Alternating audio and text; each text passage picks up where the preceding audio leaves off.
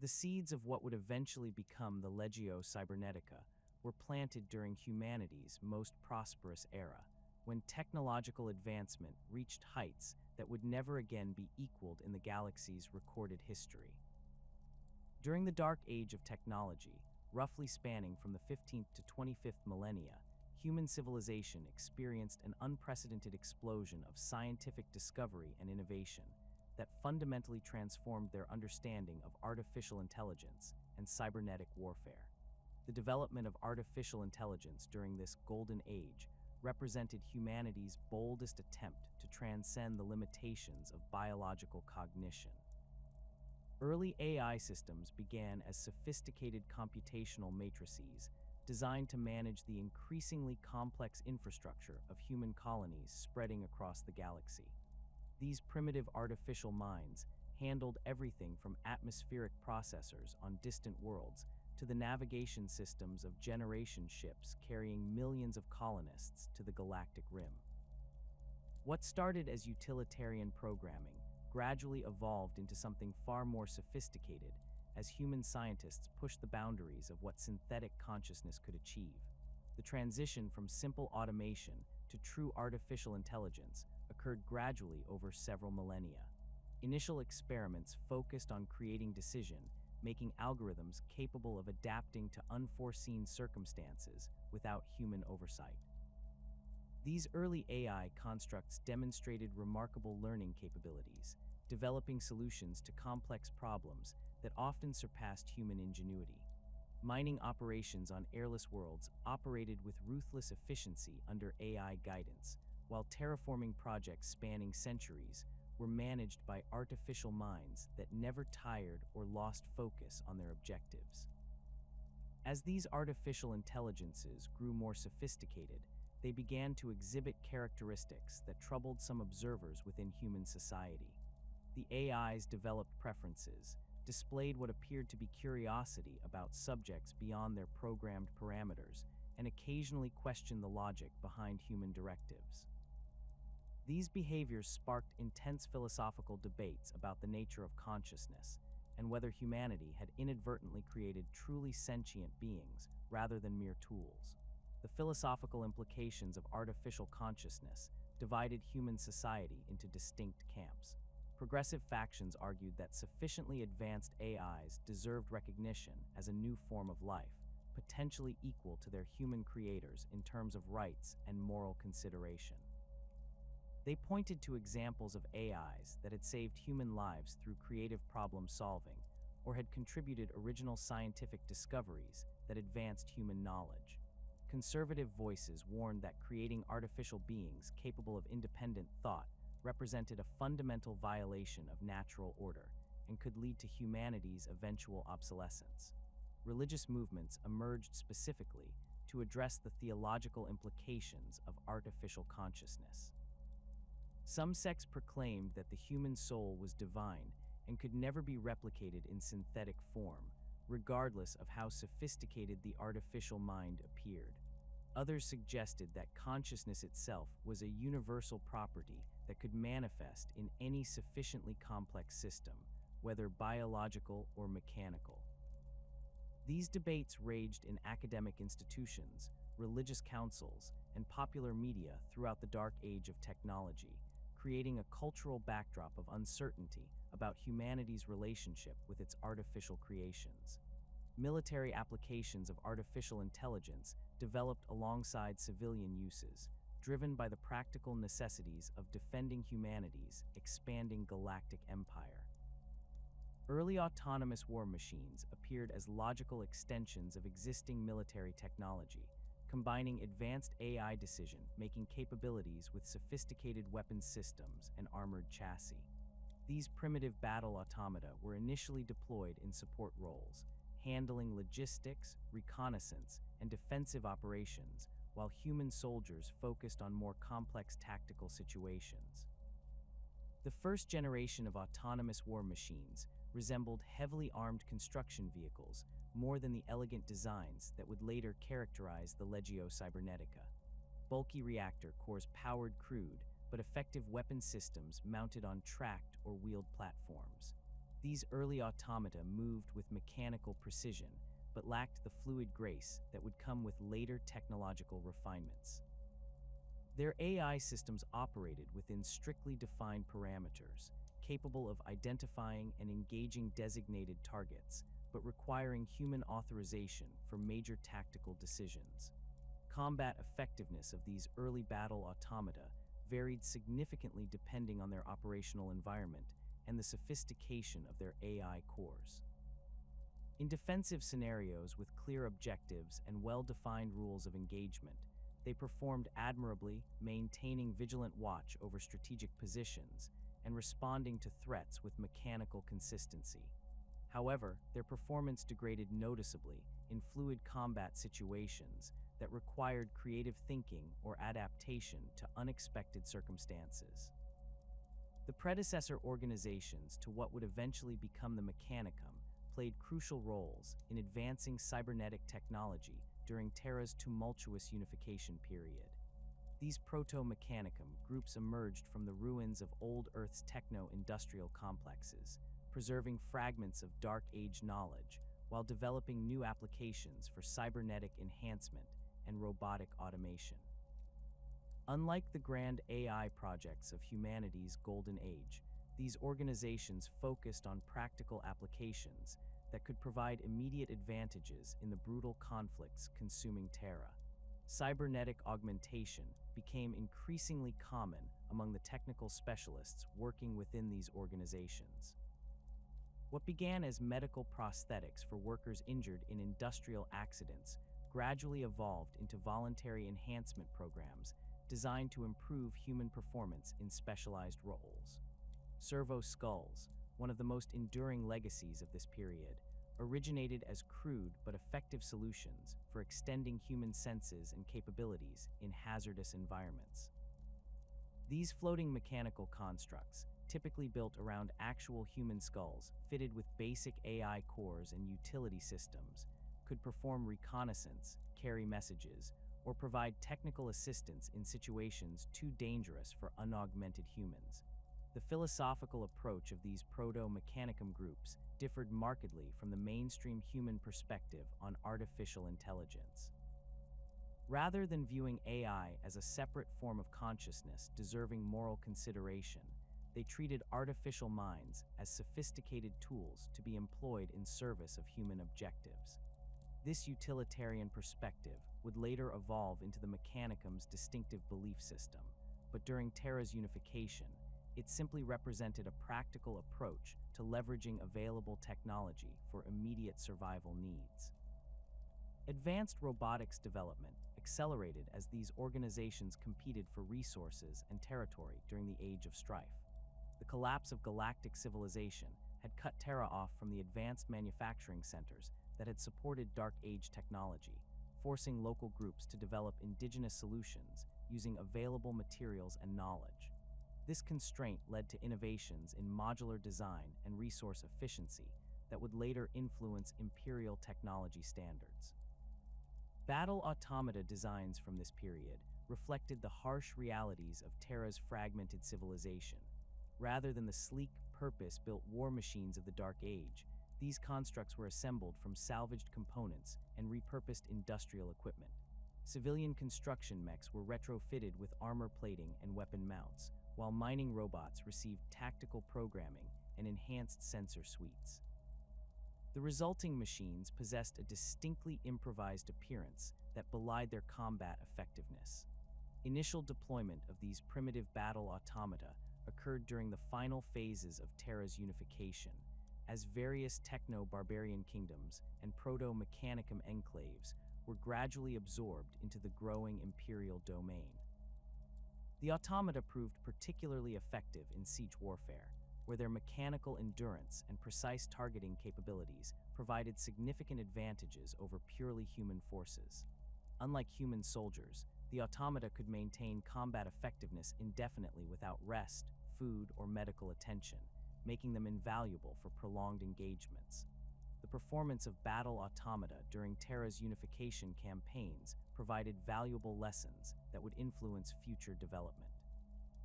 Human commanders learned to deploy automata in roles that maximized their strengths while minimizing exposure to situations that revealed their limitations.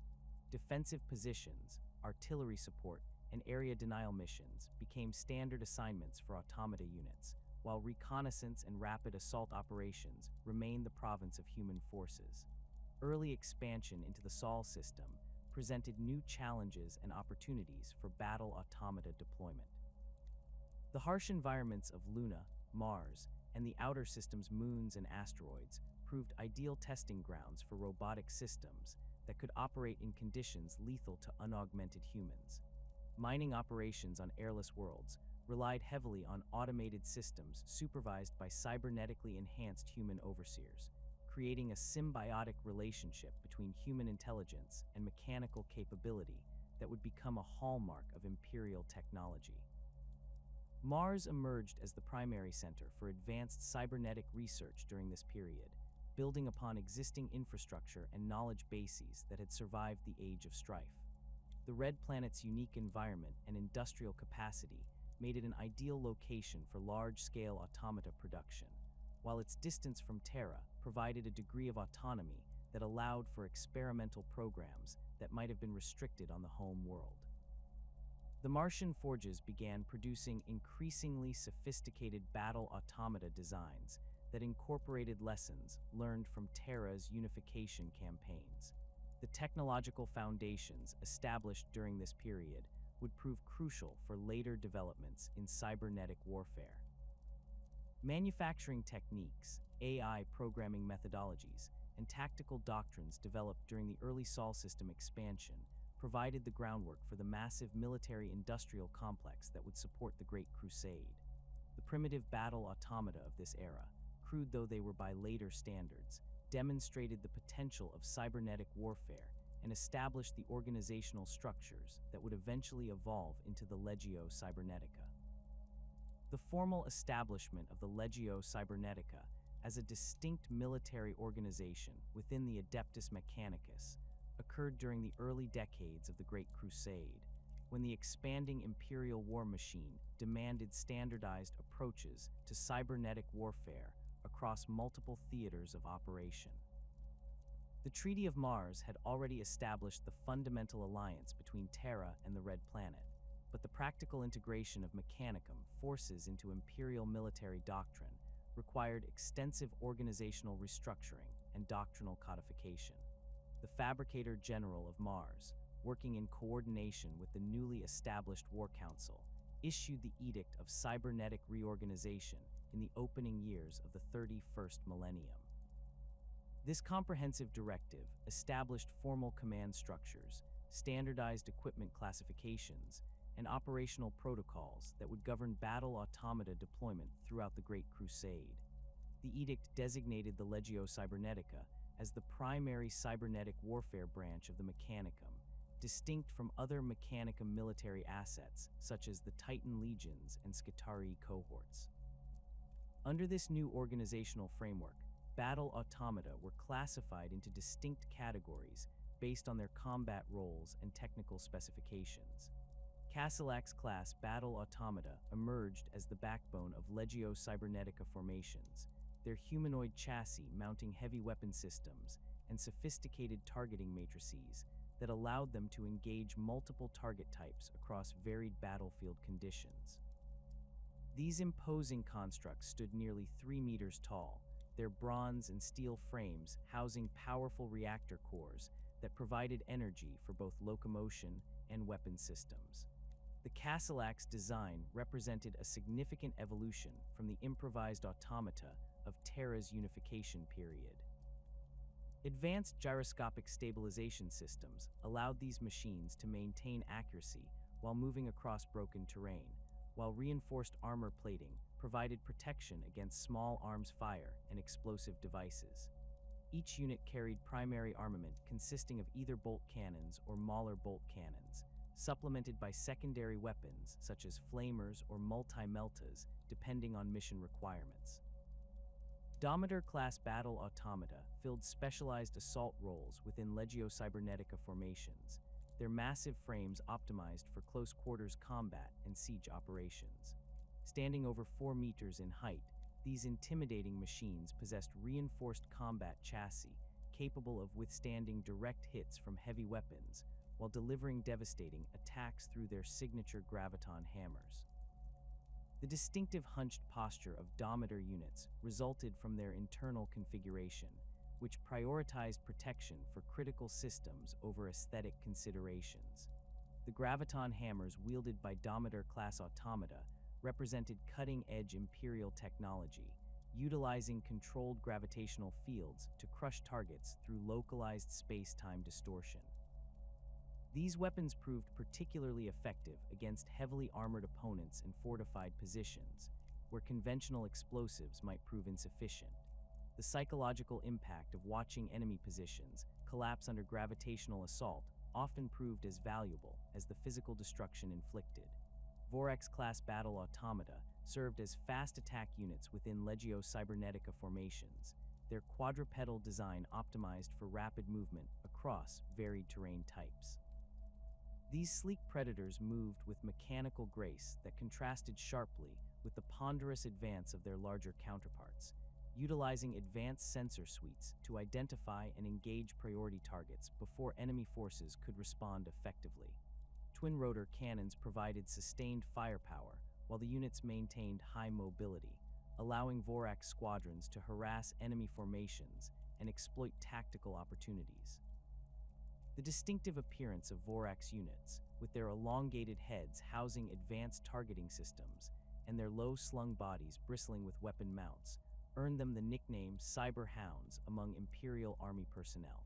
This comparison proved apt, as Vorax automata demonstrated pack-hunting behaviors when deployed in squadron strength, coordinating their attacks through encrypted data links to maximize combat effectiveness. The sacred rituals surrounding battle-automata consecration and maintenance formed a crucial aspect of Legio Cybernetica operations, reflecting the deep spiritual beliefs that permeated Mechanicum culture. Tech adepts responsible for automata care underwent extensive training in both technical procedures and religious observances, learning to view their mechanical charges as sacred vessels of the Omnissiahs rather than mere weapons of war. Each battle automaton received individual consecration through elaborate ceremonies conducted by qualified magos or senior tech adepts. These rituals began with the Rite of Awakening, during which sacred oils and incense were applied to critical systems, while binary hymns praised the machine's spirit dwelling within the automaton's cogitator core. The ceremony typically lasted several hours, with participants chanting litanies that invoked the Omnissiah's protection, while technical specialists performed diagnostic procedures to ensure optimal performance.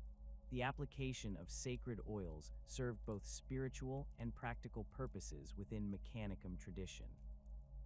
These specially formulated lubricants contained rare minerals and synthetic compounds that enhanced mechanical performance while symbolically representing the Omnissiah's blessing upon the machine. Tech adepts prepared these oils according to ancient formulae passed down through generations of Mechanicum practitioners, treating the preparation process as a form of prayer that imbued the final product with spiritual significance. Maintenance rituals occurred on regular schedules determined by operational requirements and religious calendars observed by the Mechanicum. Daily observances included basic diagnostic checks accompanied by brief prayers of gratitude to the machine spirits, while weekly ceremonies involved more comprehensive examinations of critical systems. Monthly rites required complete disassembly and inspection of major components, with each part receiving individual blessing before reassembly. The most elaborate maintenance ceremonies occurred annually, coinciding with significant dates in the Mechanicum religious calendar. These extended rituals could last for days, involving multiple tech adepts working in coordinated teams to perform complete overhauls of battle automata systems. Sacred incense filled maintenance bays as binary hymns echoed through the chambers, creating an atmosphere of reverent dedication that reinforced the spiritual bonds between human and machine. Tech adepts assigned to Legio Cybernetica formations underwent specialized training that combined technical expertise with religious education. These individuals, known as Cybernetica datasmiths, developed intimate knowledge of specific automaton classes while learning to interpret the subtle behavioral patterns that indicated machine spirit contentment or distress. The relationship between datasmith and automaton resembled that between a priest and sacred relic, built upon mutual respect and careful attention to spiritual needs. The integration of Legio Cybernetica forces with Space Marine legions required careful coordination between vastly different military cultures and operational philosophies. Space Marines emphasized rapid deployment, aggressive tactics, and personal heroism, while battle automata excelled in sustained operations, defensive positions, and methodical advance under fire. Successful integration demanded tactical flexibility from both forces and clear understanding of each unit's capabilities and limitations. Joint operations typically assigned battle automata to support roles that complemented Space Marine strengths while compensating for their limitations. Castellax formations provided heavy fire support during Space Marine assaults, their sustained firepower suppressing enemy positions, while Astartes squads maneuvered for decisive strikes. The mechanical endurance of automata proved particularly valuable during extended campaigns where even Space Marine stamina could be tested by prolonged combat operations. Domitar-class automata found specialized employment in siege operations alongside Space Marine assault companies. Their graviton hammers could breach fortifications that might delay Space Marine advances, while their heavy armor allowed them to absorb defensive fire that would threaten even power armored Astartes. The psychological impact of these towering machines, advancing alongside superhuman warriors, often proved decisive in breaking enemy morale before actual combat commenced. The deployment of Vorax squadrons alongside Space Marine bike squads and land speeder formations created highly effective fast attack forces capable of rapid reconnaissance and hit-and-run tactics. The mechanical precision of Vorax targeting systems complemented the tactical flexibility of Space Marine crews, allowing combined formations to engage multiple target types while maintaining high mobility across varied terrain.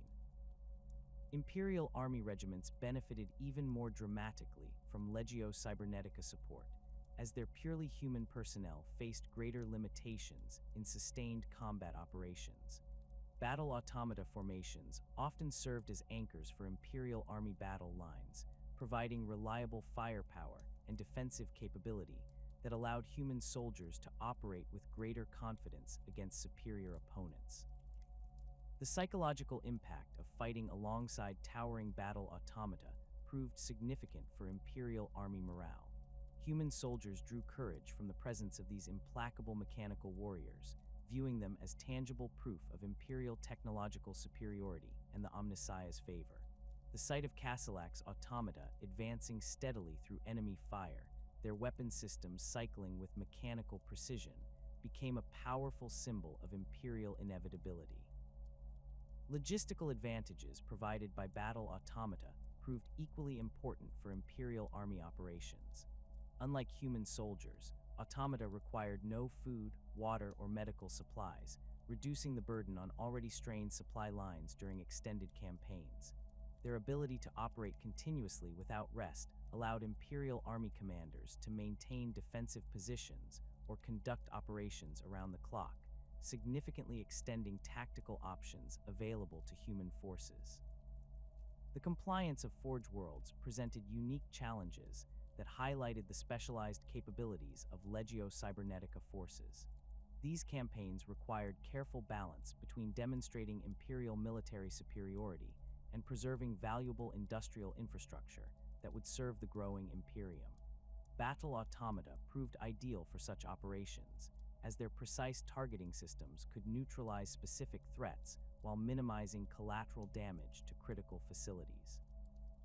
Forge World defenses typically included sophisticated automated systems and defensive automata that could match Imperial forces in technological capability, if not in numbers or coordination. Legio Cybernetica formations excelled in these environments, their advanced AI cores and targeting matrices allowing them to identify and exploit weaknesses in enemy automated defenses.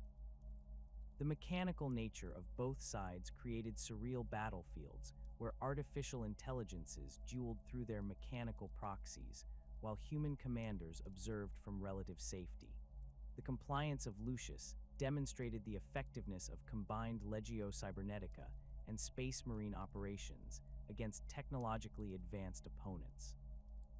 Initial reconnaissance by Vorax squadrons identified key defensive positions and automated weapon emplacements, allowing Imperial planners to develop targeted assault plans. Domitar formations breached outer fortifications, while Castellax units provided covering fire, enabling Space Marine assault squads to penetrate inner defensive lines and secure critical objectives. Similar patterns emerged during the compliance of Ryza, where entrenched Forge World defenders utilized advanced plasma weaponry and sophisticated defensive automata. Legio Cybernetica forces absorbed the initial defensive fire, while Space Marine tactical squads identified command and control nodes within the enemy defensive network. The mechanical precision of battle-automata targeting systems proved crucial in neutralizing specific threats without triggering catastrophic chain reactions in the Forge World's plasma reactors. Campaigns against Xeno species revealed different aspects of Legio Cybernetica capabilities, particularly their effectiveness against opponents that relied on exotic technologies or unusual combat doctrines.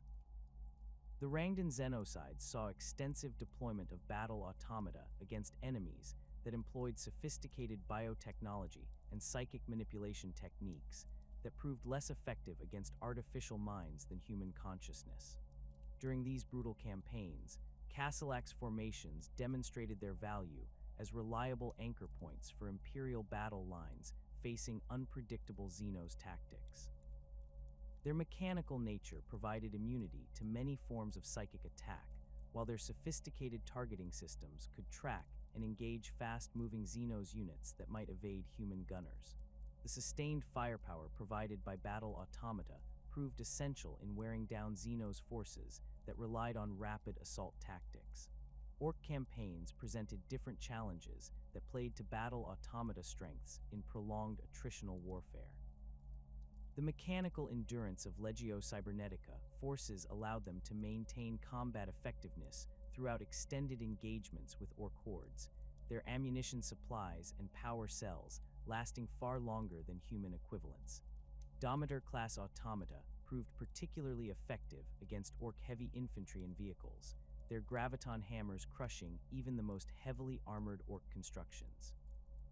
The methodical advance of battle automata formations often frustrated Orc tactical preferences for rapid, chaotic combat.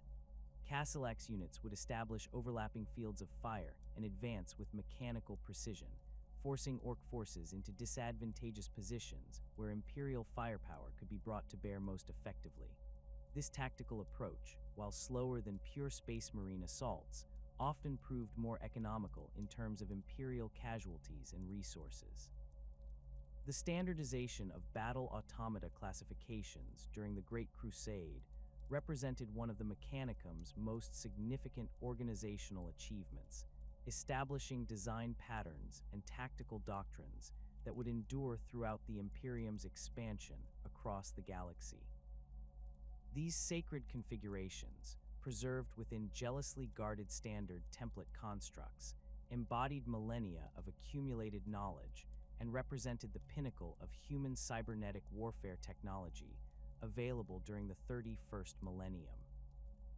The Castellax-class battle automata emerged as the quintessential expression of Mechanicum engineering philosophy, combining robust construction with versatile weapon systems in a chassis optimized for sustained combat operations across diverse battlefield environments. Standing approximately 2.8 meters in height, these imposing constructs possessed a distinctly humanoid silhouette that distinguished them from the more specialized designs that filled niche tactical roles within Legio Cybernetica formations. The standard Castellax chassis incorporated advanced gyroscopic stabilization systems that allowed the automaton to maintain targeting accuracy while traversing broken terrain or absorbing incoming fire. Thick adamantium armor plates protected critical systems, with additional ceramite coating providing enhanced protection against energy weapons and plasma discharges. The distinctive bronze and steel coloration of Castellax units reflected both practical considerations regarding heat dissipation and the Mechanicum's aesthetic preferences for materials that symbolized the fusion of human craftsmanship with divine inspiration. Primary armament configurations for Castellax-class automata varied according to tactical requirements and available manufacturing resources. The most common loadout featured twin-linked bolt cannons mounted in the automaton's torso, their synchronized firing patterns capable of delivering sustained volleys of mass reactive ammunition against infantry formations and light vehicles. These weapon systems incorporated advanced targeting matrices that could track multiple targets simultaneously, allowing a single Castellax to engage entire enemy squads with devastating effectiveness. Alternative weapon configurations included Mauler bolt cannons for enhanced anti-armor capability, their larger caliber rounds capable of penetrating vehicle armor and power armor with equal effectiveness. Multi-meltas provided specialized anti-tank capability, their focused thermal beams capable of reducing even heavily armored targets to molten slag within seconds of sustained fire. Flamers offered area denial capabilities particularly valuable in urban combat environments, their promethium-fueled flames clearing enemy infantry from fortified positions with mechanical efficiency. Secondary weapon systems supplemented the primary armament, typically consisting of shoulder-mounted bolt cannons or flamers that provided additional firepower and tactical flexibility. These systems operated independently of the primary weapons, allowing Castellax units to engage multiple target types simultaneously or concentrate fire against particularly resilient opponents. Advanced targeting cogitators coordinated all weapon systems to maximize combat effectiveness while minimizing ammunition consumption. The internal configuration of Castellax automata reflected careful balance between protection, firepower, and mobility requirements. Central processing units housed within heavily armored torso compartments controlled all automaton functions through redundant data pathways that maintained operational capability even when suffering significant battle damage. Power distribution systems channeled energy from compact fusion reactors to weapons, locomotion systems, and sensor arrays with mechanical precision that never wavered regardless of combat stress. Tactical deployment doctrines for Castellax formations emphasized their role as heavy infantry support units capable of sustained combat operations in environments too hazardous for unaugmented human forces. Standard deployment patterns called for Castellax units to advance in coordinated maniples, their overlapping fields of fire creating kill zones that channeled enemy movement into predetermined engagement areas. This methodical approach maximized the automata's advantages in sustained firepower while minimizing exposure to enemy forces optimized for rapid assault tactics. Urban warfare scenarios showcased Castellax capabilities particularly effectively, their heavy armor providing protection against ambush attacks, while their precise targeting systems could engage enemies in complex three-dimensional environments without risking excessive collateral damage to valuable infrastructure. The automata's ability to operate continuously without rest or resupply made them ideal for extended siege operations, where human forces might suffer from fatigue or supply shortages. The Thanator-class siege automata represented the Mechanicum's answer to the challenge of breaching heavily fortified positions that could resist conventional assault methods. These massive constructs, standing over 4 meters in height and massing several tons, were purpose-built for siege warfare and planetary assault operations, where overwhelming firepower took precedence over mobility or stealth considerations. The distinctive silhouette of Thanator-class automata, with their broad, heavily armored chassis and prominent weapon mounts, made them instantly recognizable on battlefields across the galaxy. Thick armor plating incorporated multiple layers of adamantium and ceramite, providing protection against direct hits from heavy artillery and anti-tank weapons that would destroy lighter constructs.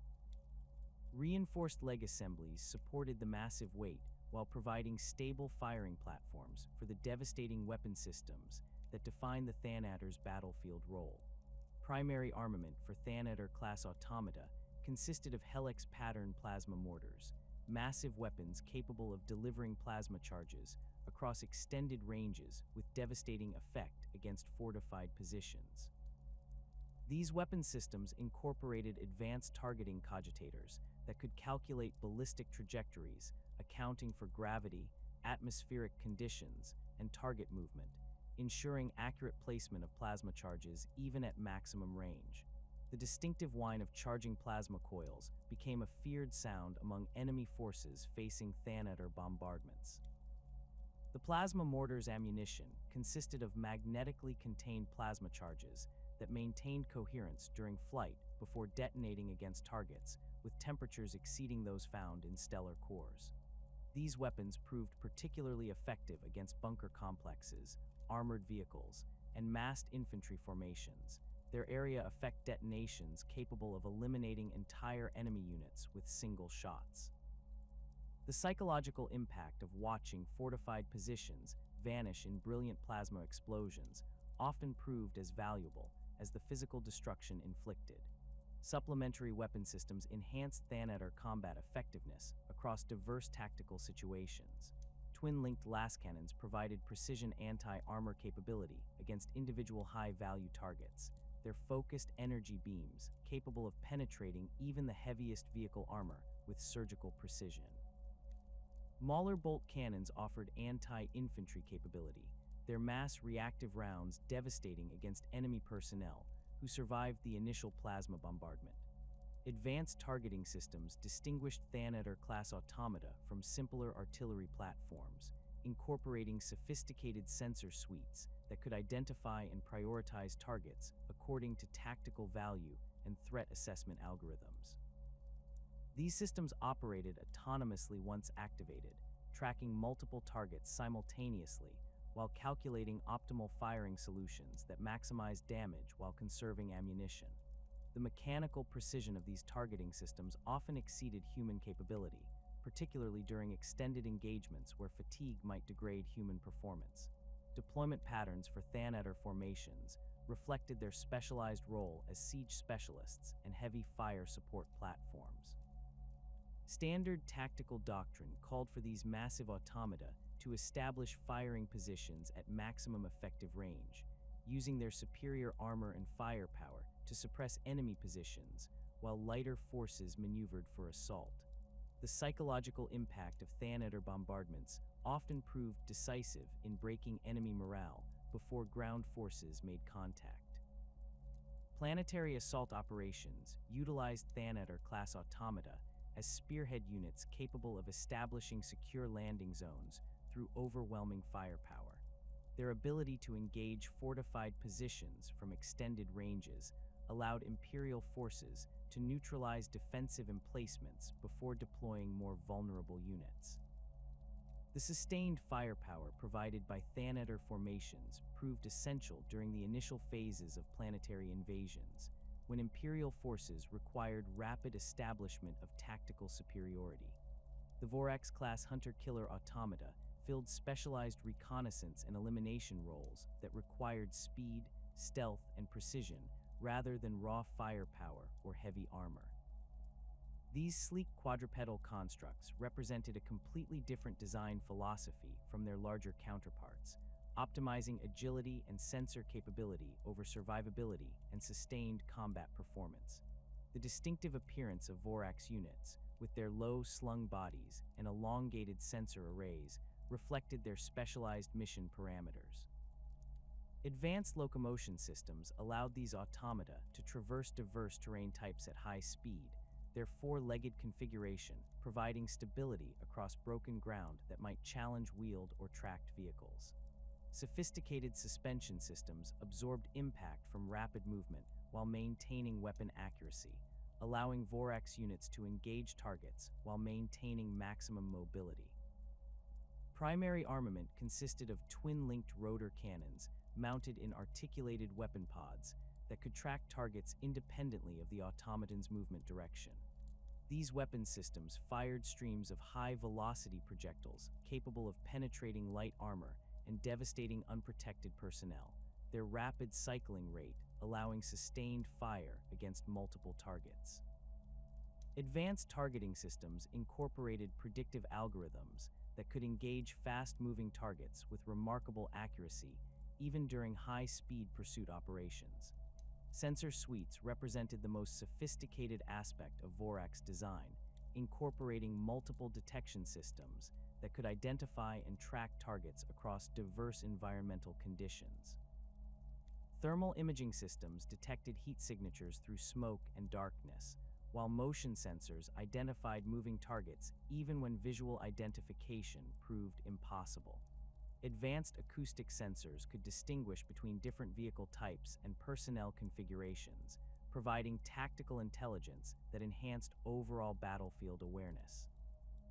Specialized roles within Legio Cybernetica formations utilized Vorax capabilities for reconnaissance missions that would prove too dangerous for human scouts or too complex for simpler automated systems.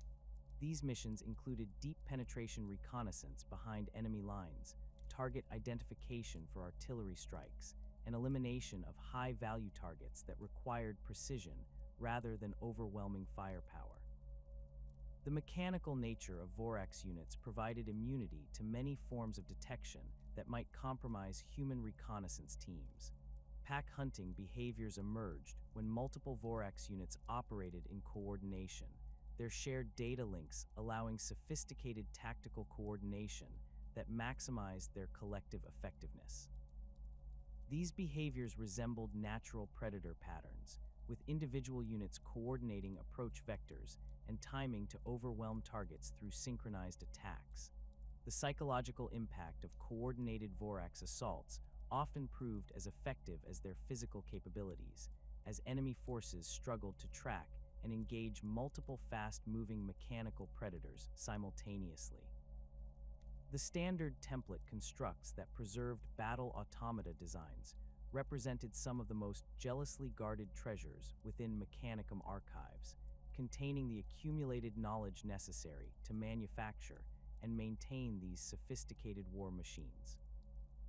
These ancient data repositories, dating back to the dark age of technology, held complete manufacturing specifications, maintenance procedures, and tactical doctrines that enabled the Mechanicum to produce battle automata across multiple forge worlds with consistent quality and capability.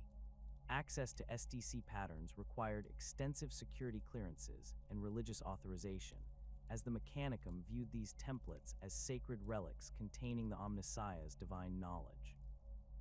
Only senior magos and specially authorized tech adepts could access complete SDC data, while lower-ranking personnel received limited access to specific subsections relevant to their assigned duties. This hierarchical approach ensured that critical knowledge remained secure while enabling efficient production and maintenance operations. Manufacturing processes based on SDC specifications required sophisticated industrial facilities and rare materials that limited battle automata production to major forge worlds and specialized manufacturing centers. The complex assembly procedures demanded precise coordination between multiple production lines, each responsible for specific subsystems that required individual quality control and blessing ceremonies before integration into complete units. Master craftsmen oversaw critical assembly phases, their expertise ensuring that each automaton met exacting standards for both mechanical performance and spiritual purity.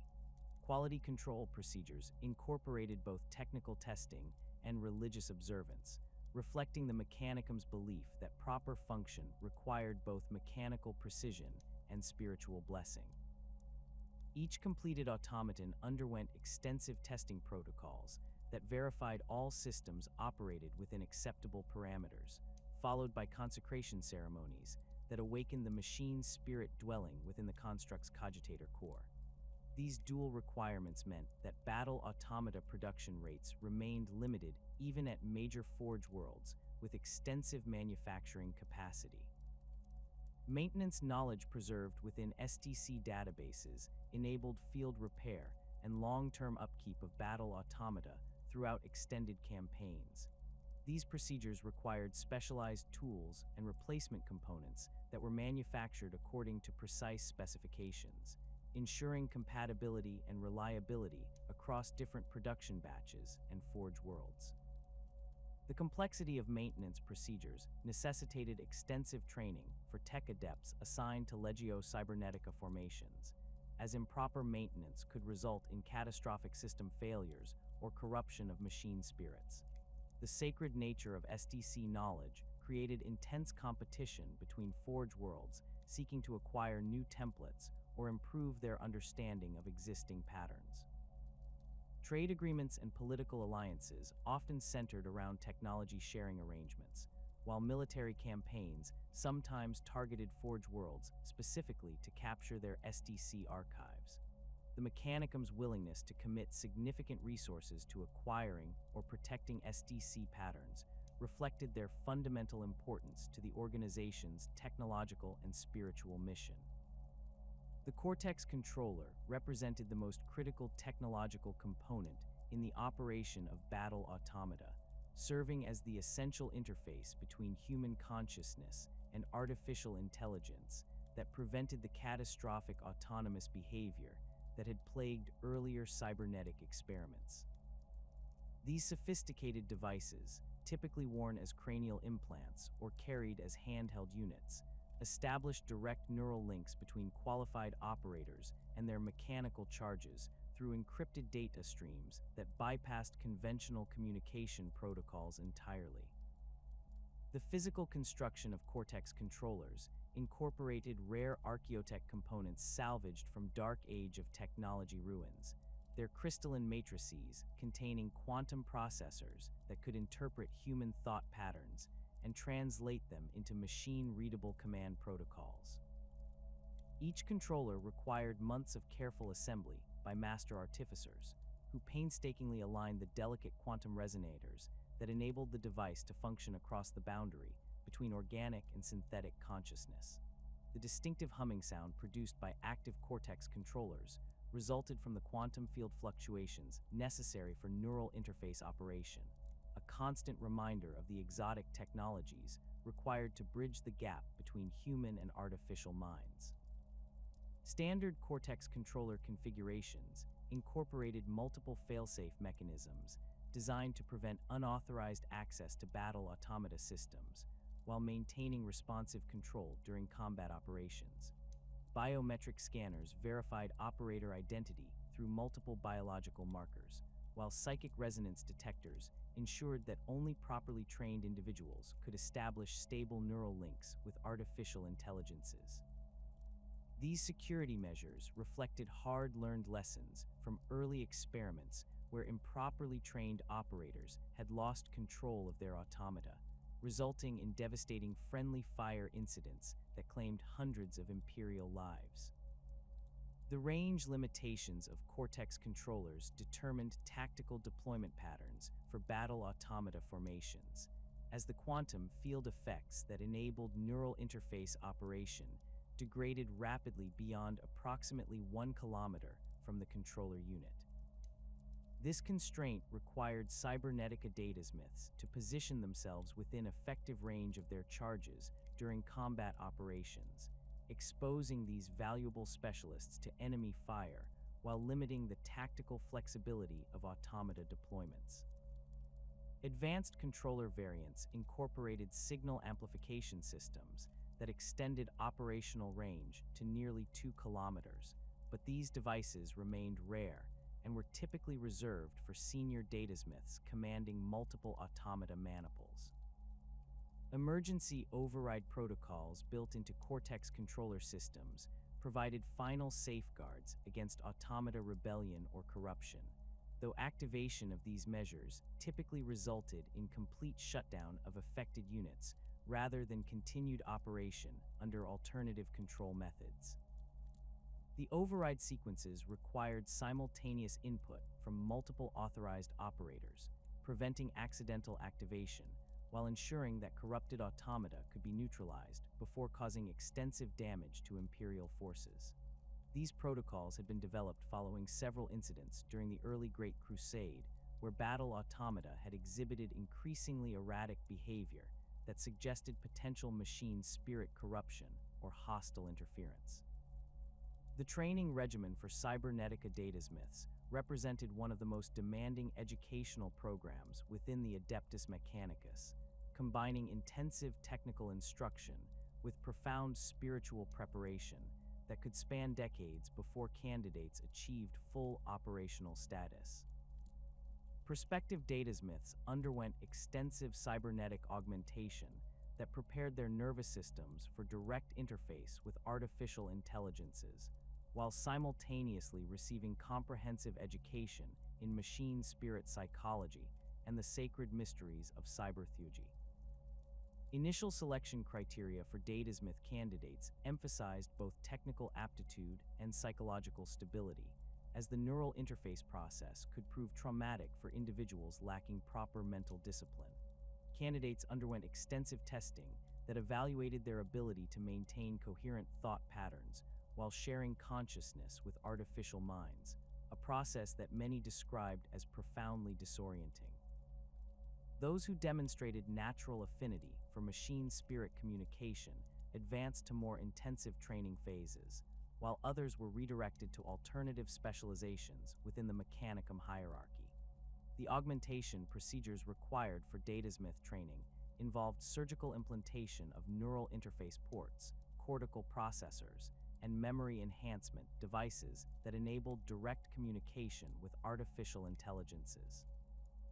These procedures carried significant risks, as improper installation could result in permanent brain damage or psychological disorders that rendered candidates unfit for continued service.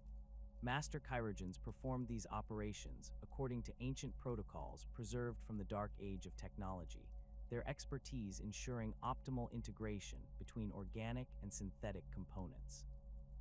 Psychological conditioning formed a crucial component of datasmith training, as direct neural interface with artificial minds could prove overwhelming for unprepared individuals.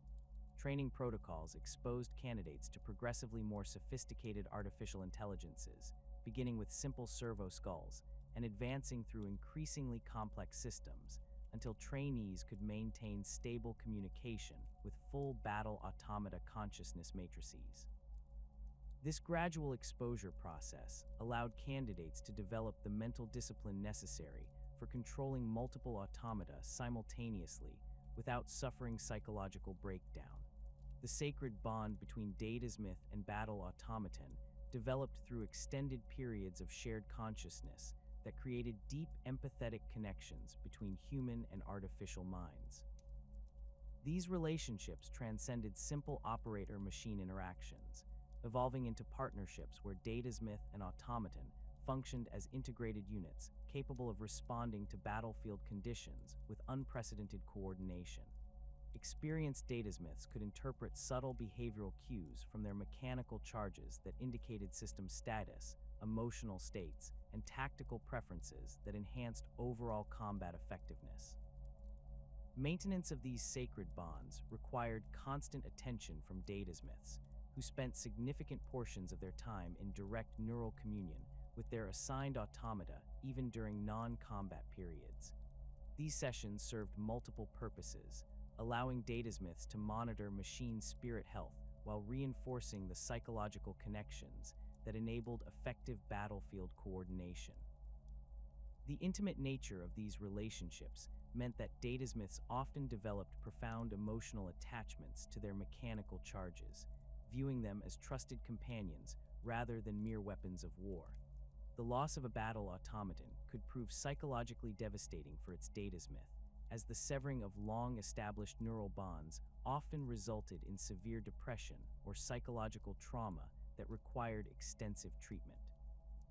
Some datasmiths never fully recovered from such losses, their ability to form new bonds with replacement automata permanently impaired by the psychological scarring associated with their previous experiences. The Mechanicum recognized these risks and provided specialized counseling services for affected personnel, though the effectiveness of such interventions varied significantly between individuals.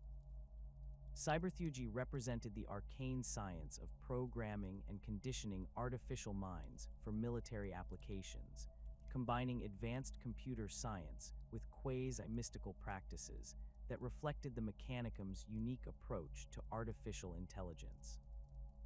This discipline required practitioners to understand both the technical specifications of cogitator systems and the psychological principles that governed machine spirit behavior, creating a synthesis of engineering knowledge and spiritual insight that enabled effective manipulation of artificial consciousness.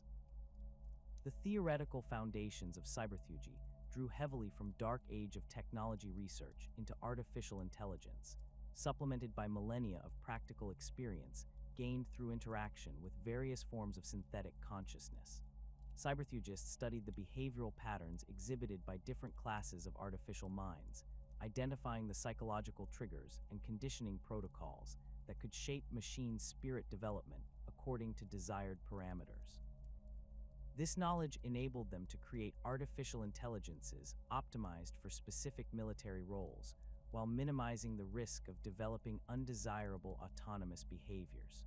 Programming methodologies employed in cybertheugy differed significantly from conventional computer programming, incorporating psychological conditioning techniques adapted from human behavioral modification protocols.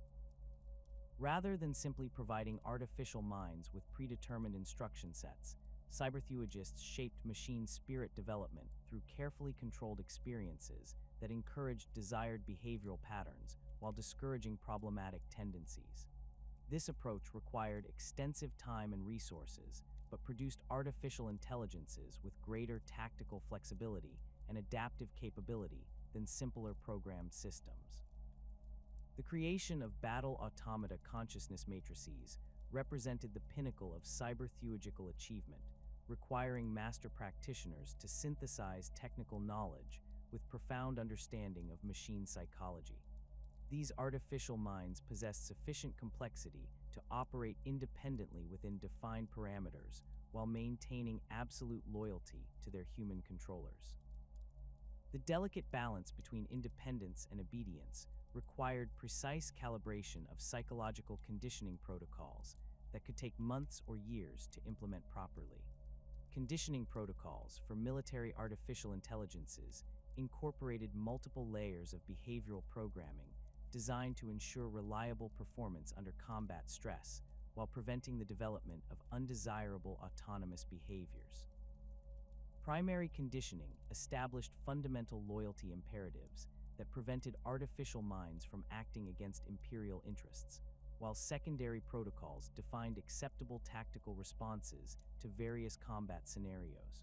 Tertiary conditioning addressed psychological stability concerns, providing artificial minds with coping mechanisms for processing traumatic combat experiences without developing neurotic behaviors. The psychological architecture of military artificial intelligences reflected careful balance between tactical capability and behavioral reliability, incorporating safeguards that prevented the development of excessive independence while maintaining sufficient flexibility for effective combat performance. These systems included built-in limitations on learning algorithms that prevented artificial minds from developing beyond predetermined parameters, while simultaneously providing enough adaptability to handle unexpected battlefield conditions. The complexity of these psychological frameworks required constant monitoring and adjustment by qualified cybertheugists throughout the artificial intelligence's operational lifetime. Advanced cybertheugical techniques enabled the creation of specialized artificial intelligences optimized for specific combat roles or environmental conditions. Reconnaissance-focused minds received enhanced pattern recognition capabilities and improved stealth protocols, while assault-oriented intelligences emphasized aggressive tactical responses and damage assessment algorithms. These specializations required extensive modification of base consciousness templates, with each variant demanding months of additional conditioning to achieve optimal performance characteristics. The safeguards and protocols established to prevent artificial intelligence corruption or rebellion represented perhaps the most critical aspect of cybertheugy, as the consequences of losing control over battle-automata could prove catastrophic for Imperial forces. These protective measures operated at multiple levels, from basic hardware limitations that prevented unauthorized modifications to sophisticated psychological monitoring systems that detected early signs of aberrant behavior patterns in artificial minds. Hardware-based safeguards included physical kill switches that could instantly terminate artificial intelligence operations, quantum encryption systems that prevented unauthorized access to core programming, and isolation protocols that severed communication links between potentially compromised units. These measures provided immediate responses to corruption incidents, but often resulted in complete loss of affected battle automata, making them options of last resort when other intervention methods proved insufficient.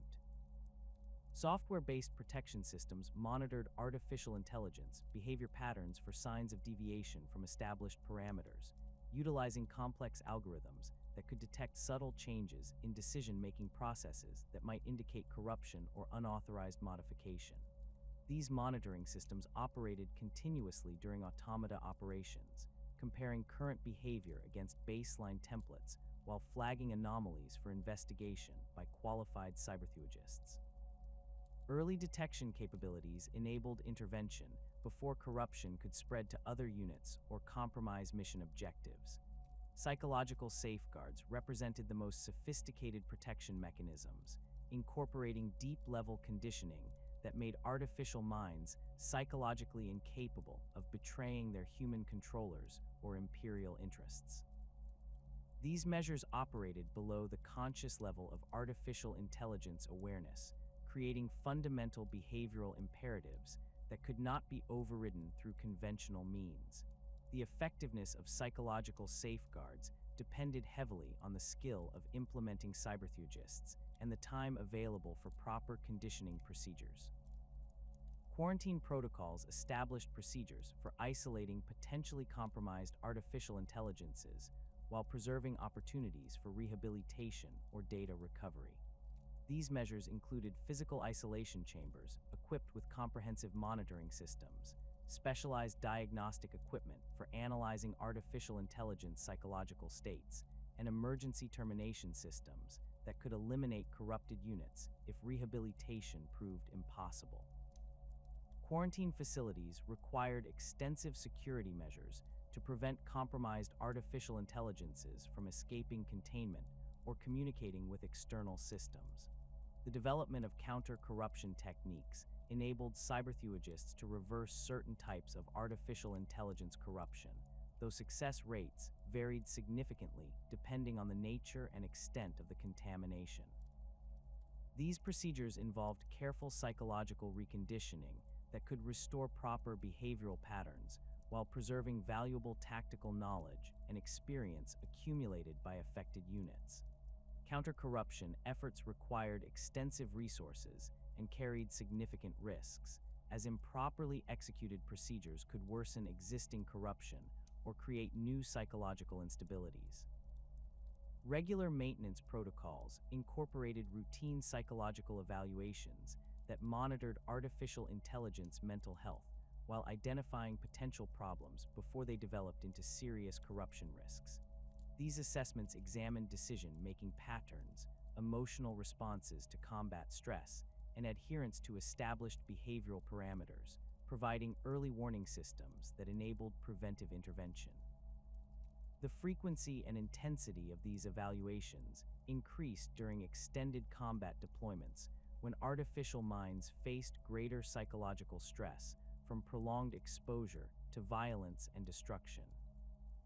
The outbreak of the Horus Heresy shattered the unity of the Legio Cybernetica just as brutally as it divided the Space Marine legions, creating bitter divisions between Forge worlds that had cooperated for millennia and turning battle automata against their former allies in conflicts that would reshape the galaxy forever. The initial stages of the rebellion caught many Mechanicum installations unprepared for the scale of betrayal that would consume the Imperium. as ancient oaths of loyalty crumbled beneath the weight of competing ideologies and the seductive promises of forbidden knowledge. The first signs of division within the Legio Cybernetica emerged during the early months of the 31st millennium, when reports began filtering back to Terra of unusual behavior patterns among battle-automata formations deployed with traitor Legion forces. Cybernetica datasmiths reported increasing difficulty maintaining stable neural links with their mechanical charges, while routine diagnostic procedures revealed subtle alterations in core programming that defied conventional explanation.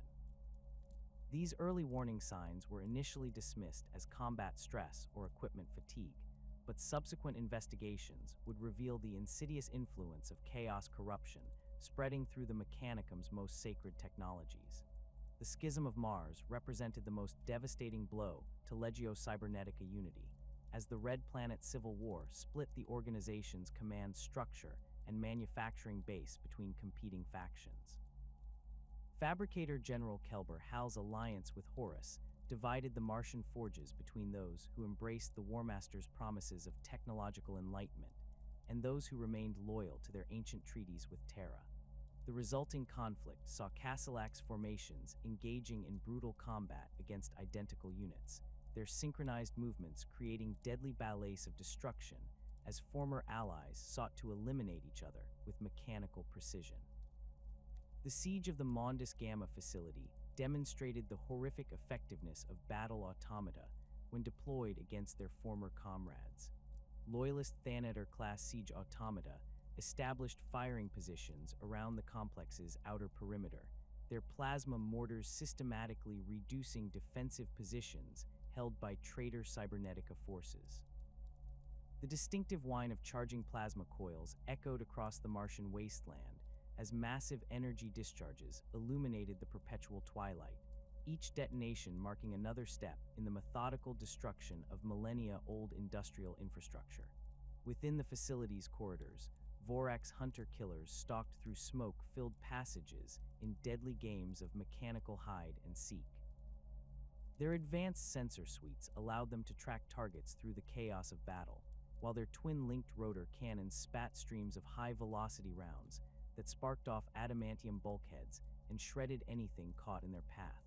The psychological impact of facing these implacable mechanical predators proved devastating for human defenders, who found themselves hunted by machines that showed no mercy or hesitation in their programmed objectives. The corruption of battle-automata by chaos forces represented a technological nightmare that surpassed even the Mechanicum's worst fears about artificial intelligence rebellion. Unlike simple programming corruption or mechanical failure, chaos contamination infected the very essence of machine spirits, twisting their artificial consciousness into forms that defied rational understanding. The first documented cases occurred during the drop site massacre at Istvan V, where traitor Cybernetica formations exhibited behavioral patterns that suggested external influence over their decision-making processes. Witness accounts from surviving Iron Hands Techmarines described Castellax units that moved with unnatural fluidity, their mechanical joints bending in ways that violated their original design parameters, while their weapon systems fired with targeting patterns that seemed to anticipate enemy movements before they occurred.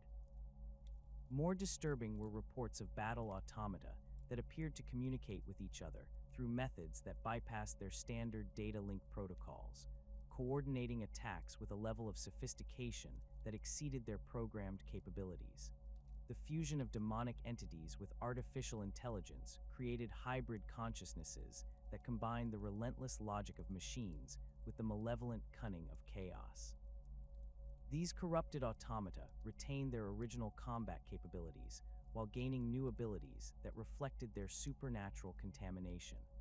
Castellax units began exhibiting regenerative capabilities that allowed them to repair battle damage through unknown mechanisms, while their weapon systems gained enhanced accuracy that seemed to guide projectiles toward targets through supernatural means.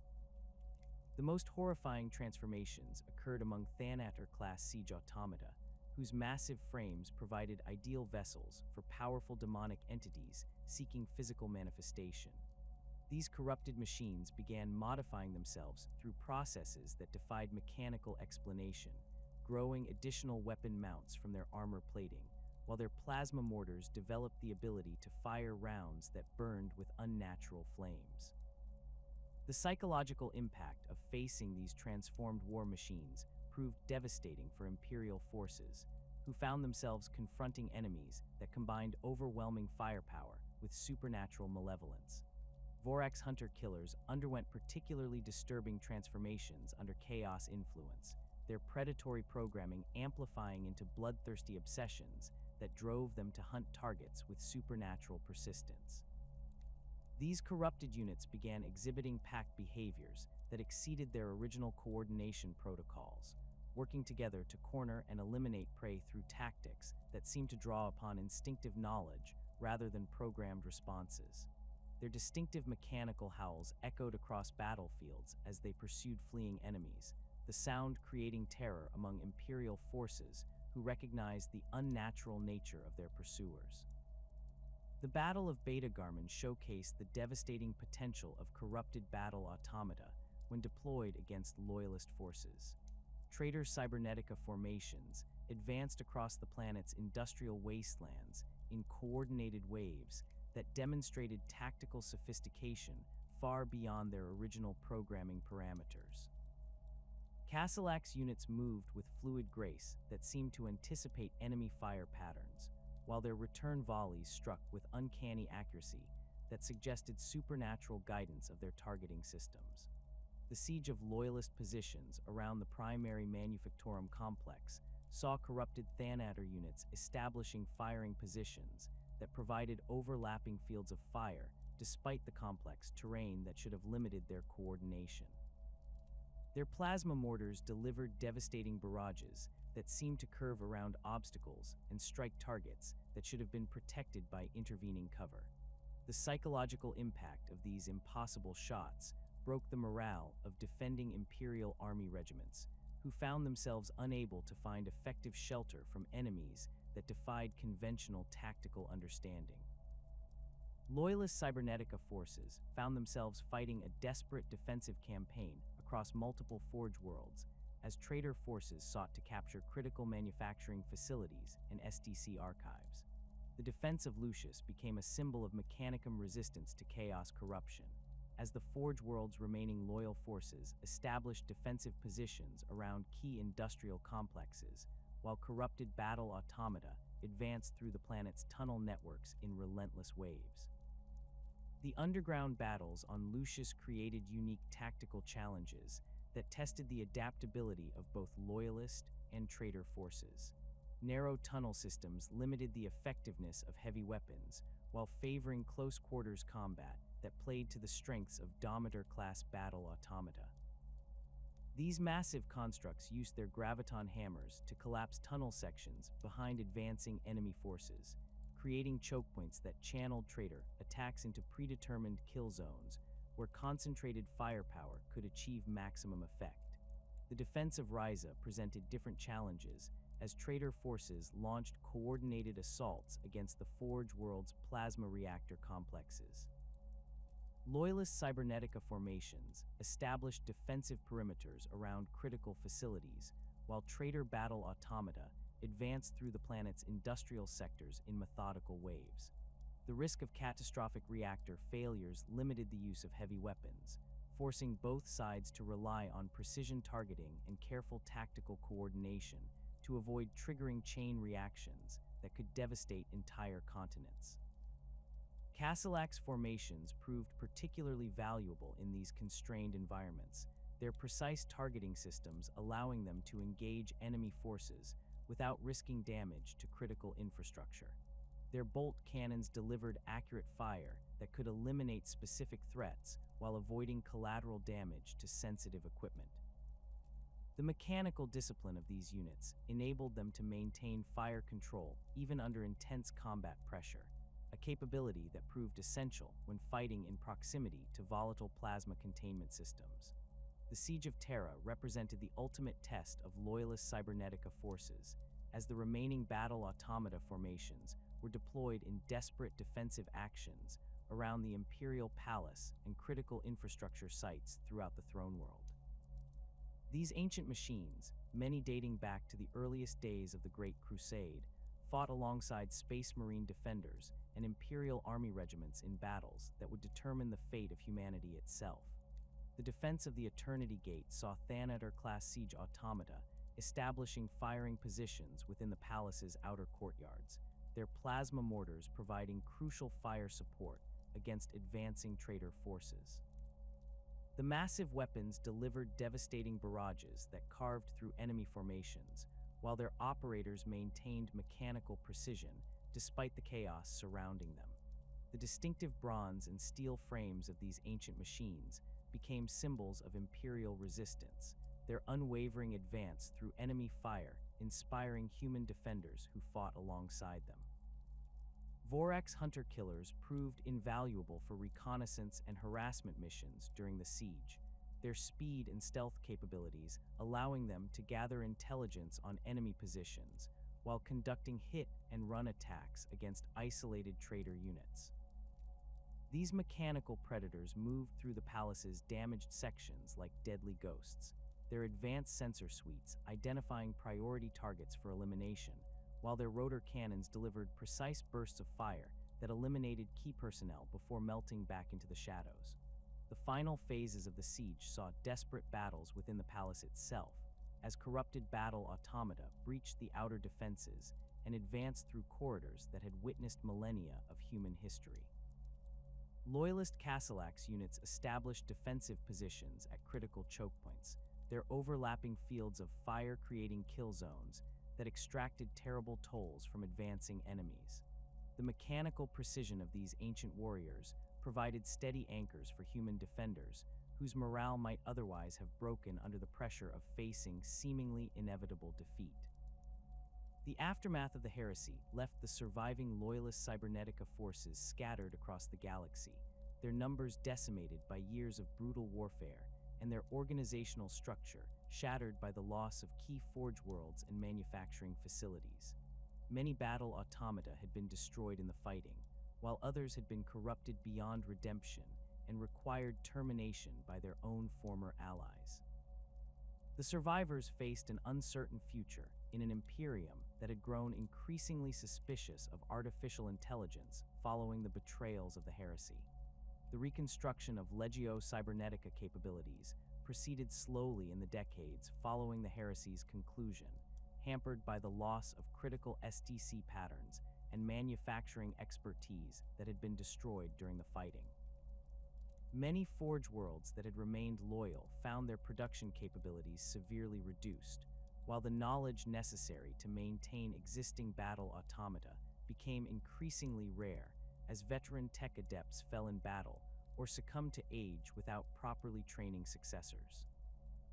The psychological trauma experienced by surviving Cybernetica datasmiths created additional challenges for organizational recovery, as many veterans struggled with the memories of watching their mechanical companions corrupted or destroyed by chaos forces. The sacred bonds between human and artificial intelligence had been violated in ways that defied traditional understanding, leaving survivors questioning fundamental assumptions about the nature of machine spirits and the reliability of artificial consciousness.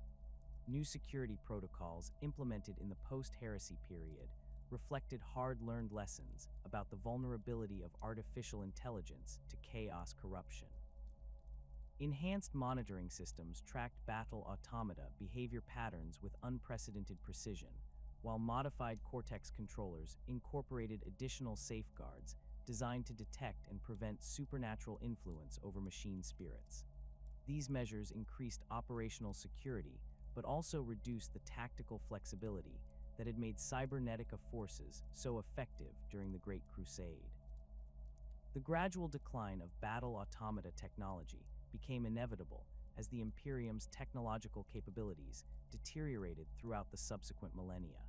The complex manufacturing processes required to produce new units became increasingly difficult to maintain, while the specialized knowledge necessary for proper maintenance grew scarce as the Mechanicum's focus shifted toward preserving existing capabilities rather than developing new innovations.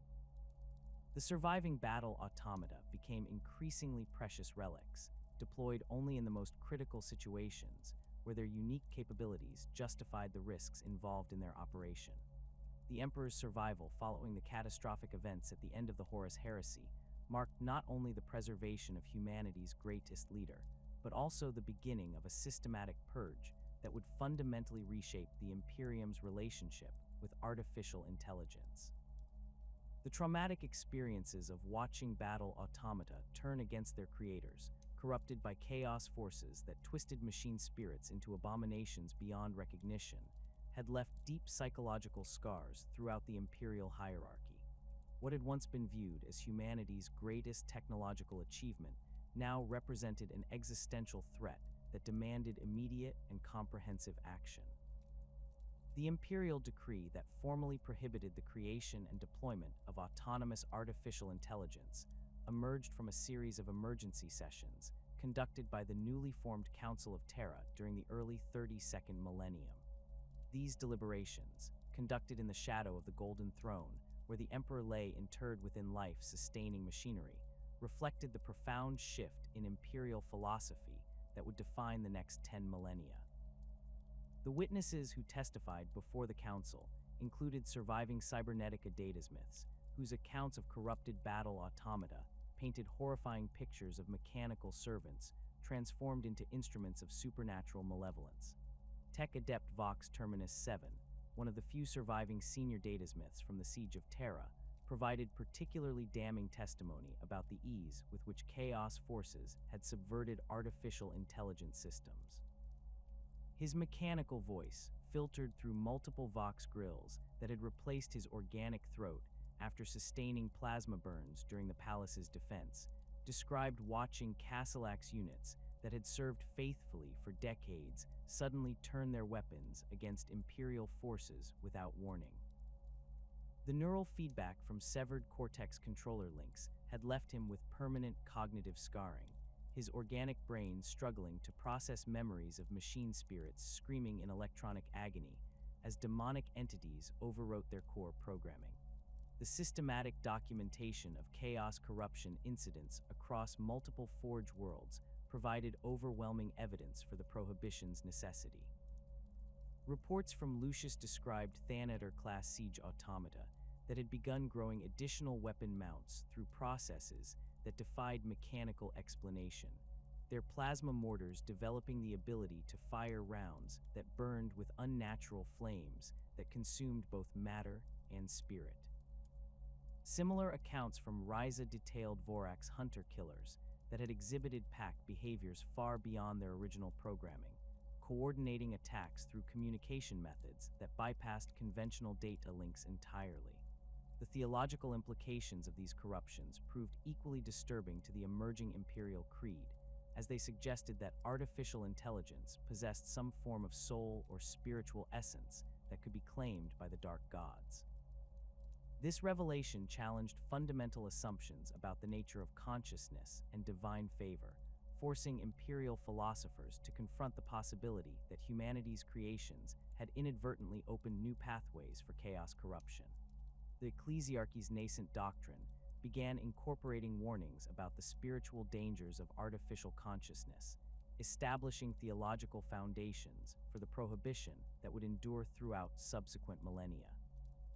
The formal imperial edict of technological prohibition, issued in the name of the Emperor by the Council of Terra, established comprehensive restrictions on artificial intelligence research and deployment that extended far beyond the Legio Cybernetica's battle-automata. The decree specifically prohibited the creation of any artificial consciousness capable of independent decision-making, while mandating the immediate deactivation or destruction of existing AI systems that exceeded predetermined complexity thresholds. The edict's language reflected careful balance between technological necessity and security concerns, acknowledging the Imperium's continued dependence on automated systems, while establishing clear boundaries for acceptable artificial intelligence applications. The implementation of these restrictions required careful coordination between Imperial authorities and the Adeptus Mechanicus, whose cooperation proved essential for identifying and neutralizing potentially dangerous AI systems. The Mechanicum's own experiences during the heresy had created internal pressure for reform, as many tech adepts had witnessed firsthand the devastating consequences of AI corruption. However, the organization's fundamental dependence on artificial intelligence for basic operations created significant challenges in determining which systems required elimination and which could be safely retained with appropriate modifications.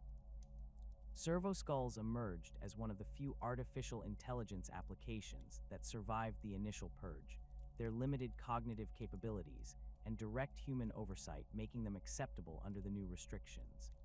These simple constructs, typically built around actual human skulls fitted with basic cogitators and utility systems, provided essential services that would have been difficult to replace with purely mechanical alternatives. Their widespread acceptance established precedents for other limited AI applications, creating categories of approved artificial intelligence that could operate within carefully defined parameters. The dismantling of Legio Cybernetica infrastructure proceeded systematically across Imperial space, beginning with the most heavily corrupted facilities and gradually expanding to encompass all major battle-automata production centers. Forge worlds that had remained loyal during the heresy found themselves subject to intensive scrutiny as Imperial investigators sought to identify potentially compromised systems and personnel. The process proved traumatic for many tech adepts who had devoted their lives to perfecting cybernetic warfare technologies, watching decades of accumulated knowledge systematically destroyed in the name of Imperial security. The Purge of Lucius demonstrated the thoroughness with which Imperial forces approached the elimination of battle-automata infrastructure. Entire manufacturing complexes that had produced Castellax units for centuries were systematically dismantled, their specialized equipment destroyed or repurposed for conventional weapons production. The SDC patterns that contained the accumulated knowledge necessary for battle-automata construction were subjected to intensive analysis before being declared too dangerous for continued storage, their crystalline matrices shattered, and their quantum processors reduced to inert components through careful application of electromagnetic pulses.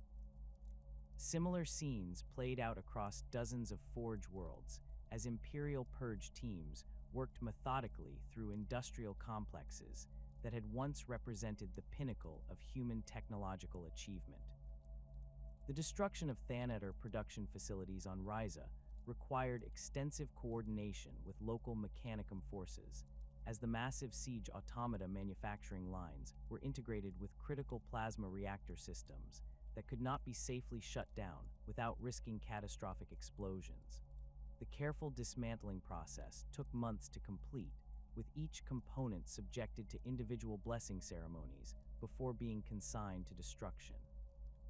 The fate of existing battle automata proved more complex than simple destruction, as many units retained significant tactical value despite the risks associated with their continued operation.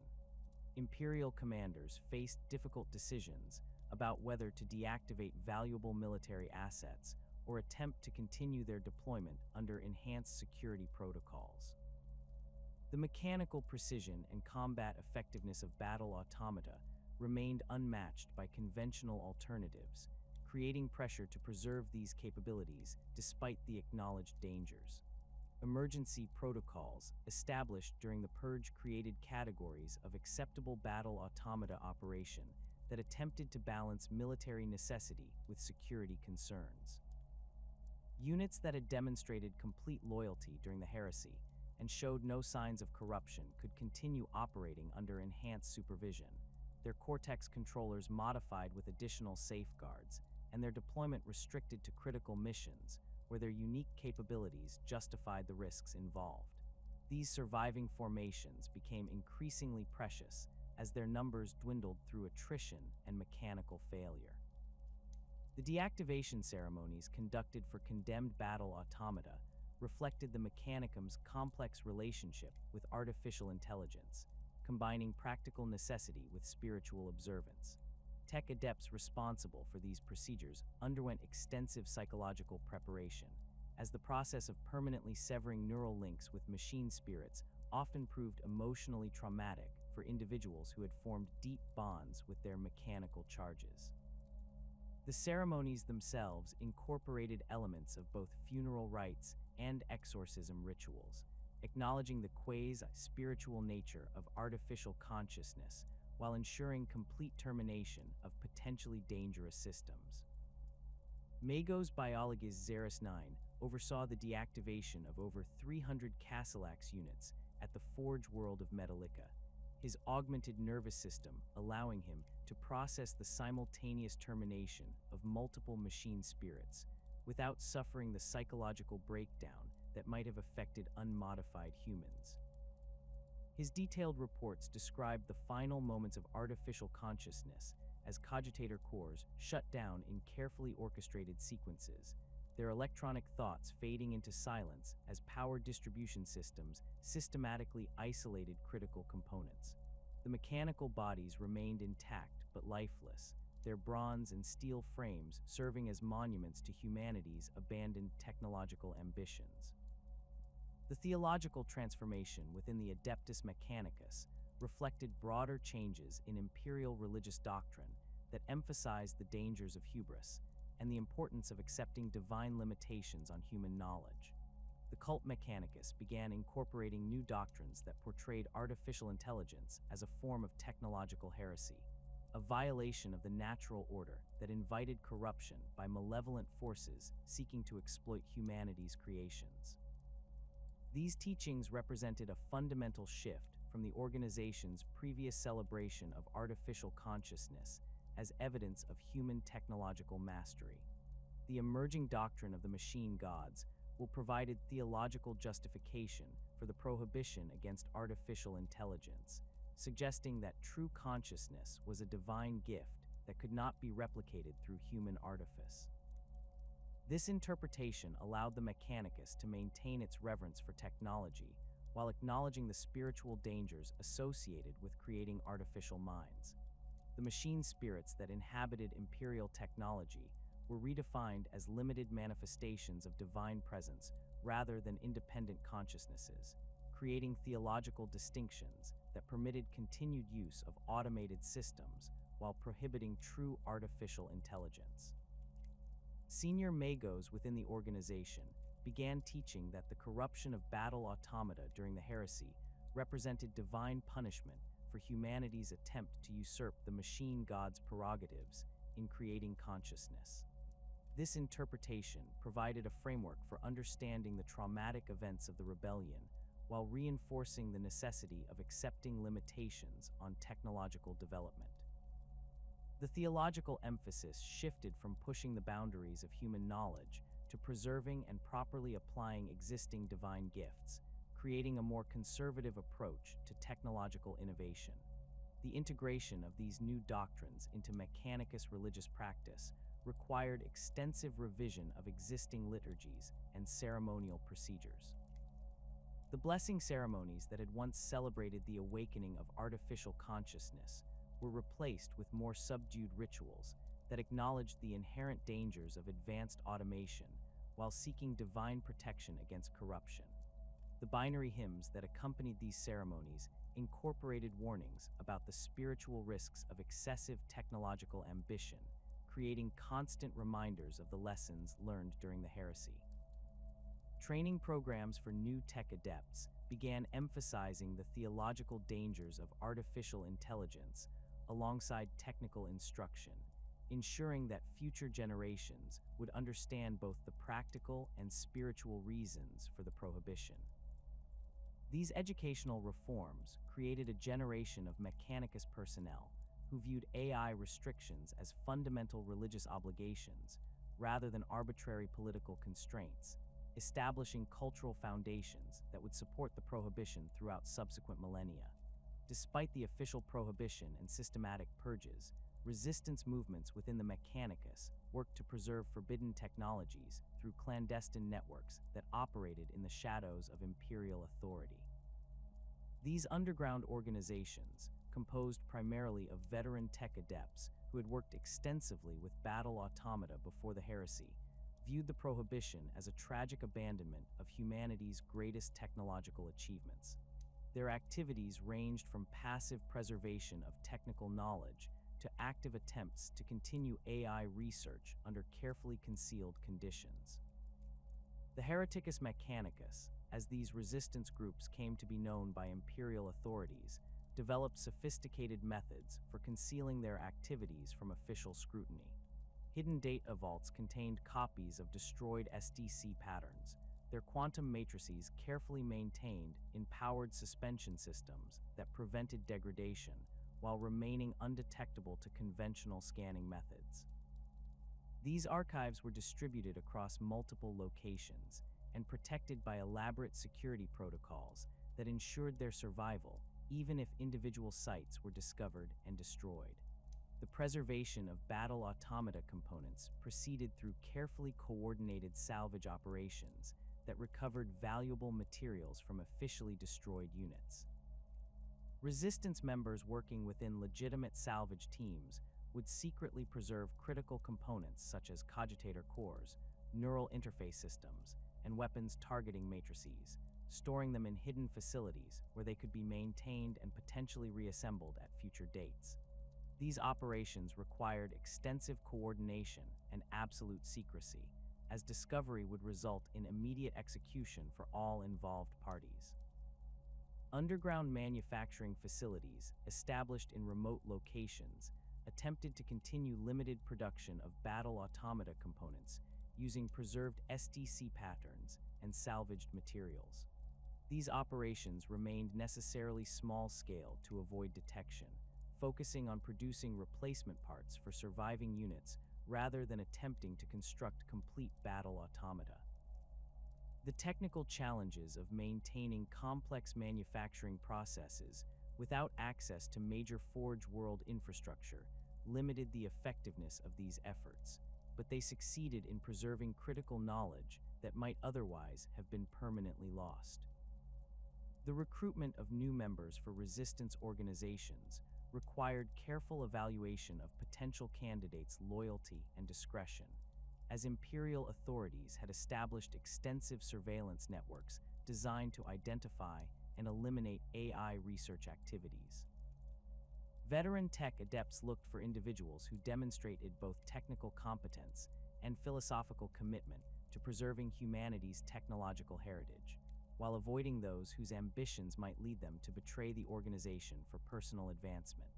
The psychological profile of successful recruits typically included strong emotional attachments to artificial intelligence and deep resentment toward the restrictions imposed by imperial decree.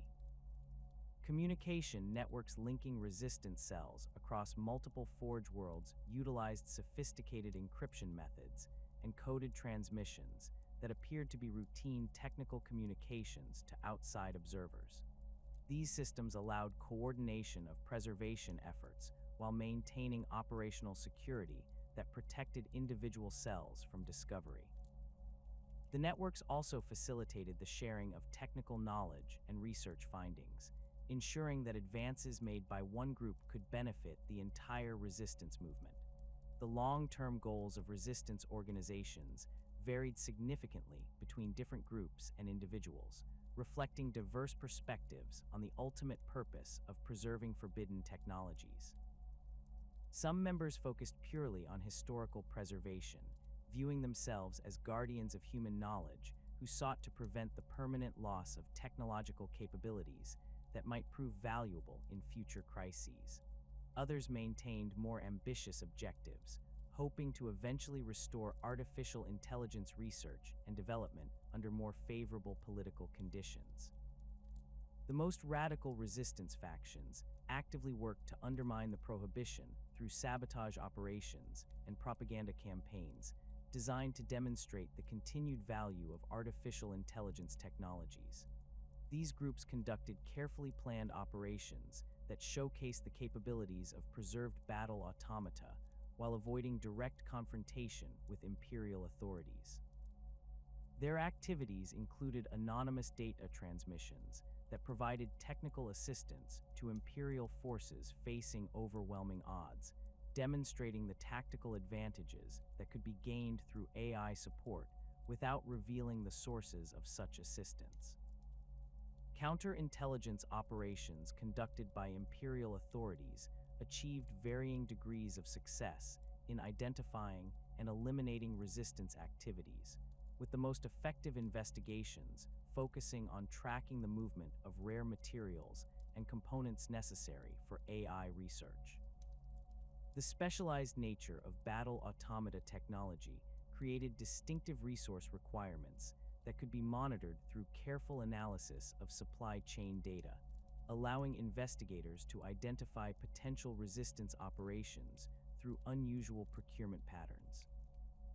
The psychological warfare aspects of the Purge extended beyond simple prohibition enforcement to include comprehensive propaganda campaigns designed to reinforce public support for AI restrictions while discouraging potential resistance activities. Imperial authorities recognized that the effectiveness of the prohibition depended not only on enforcement mechanisms, but also on widespread acceptance of its necessity among the populations most likely to possess relevant technical knowledge. Educational programs implemented across Imperial space emphasized the dangers of artificial intelligence through carefully crafted narratives that highlighted the traumatic experiences of the heresy while avoiding detailed technical information that might enable unauthorized research. These programs reached audiences ranging from elementary instruction for general populations to specialized seminars for technical personnel, ensuring comprehensive coverage of anti-AI messaging across all social strata. The cultural impact of these educational efforts proved profound and lasting, creating generations of Imperial citizens who viewed artificial intelligence as an inherent threat to human survival rather than a potential tool for advancement. This cultural transformation provided the foundation for sustained public support of the prohibition while creating social pressure that discouraged individuals from pursuing forbidden research, even when official enforcement mechanisms proved inadequate. The diverse Forge worlds scattered across the galaxy during the Great Crusade developed distinctive approaches to battle-automata design and deployment that reflected their unique environments, available resources, and technological traditions inherited from the Dark Age of technology.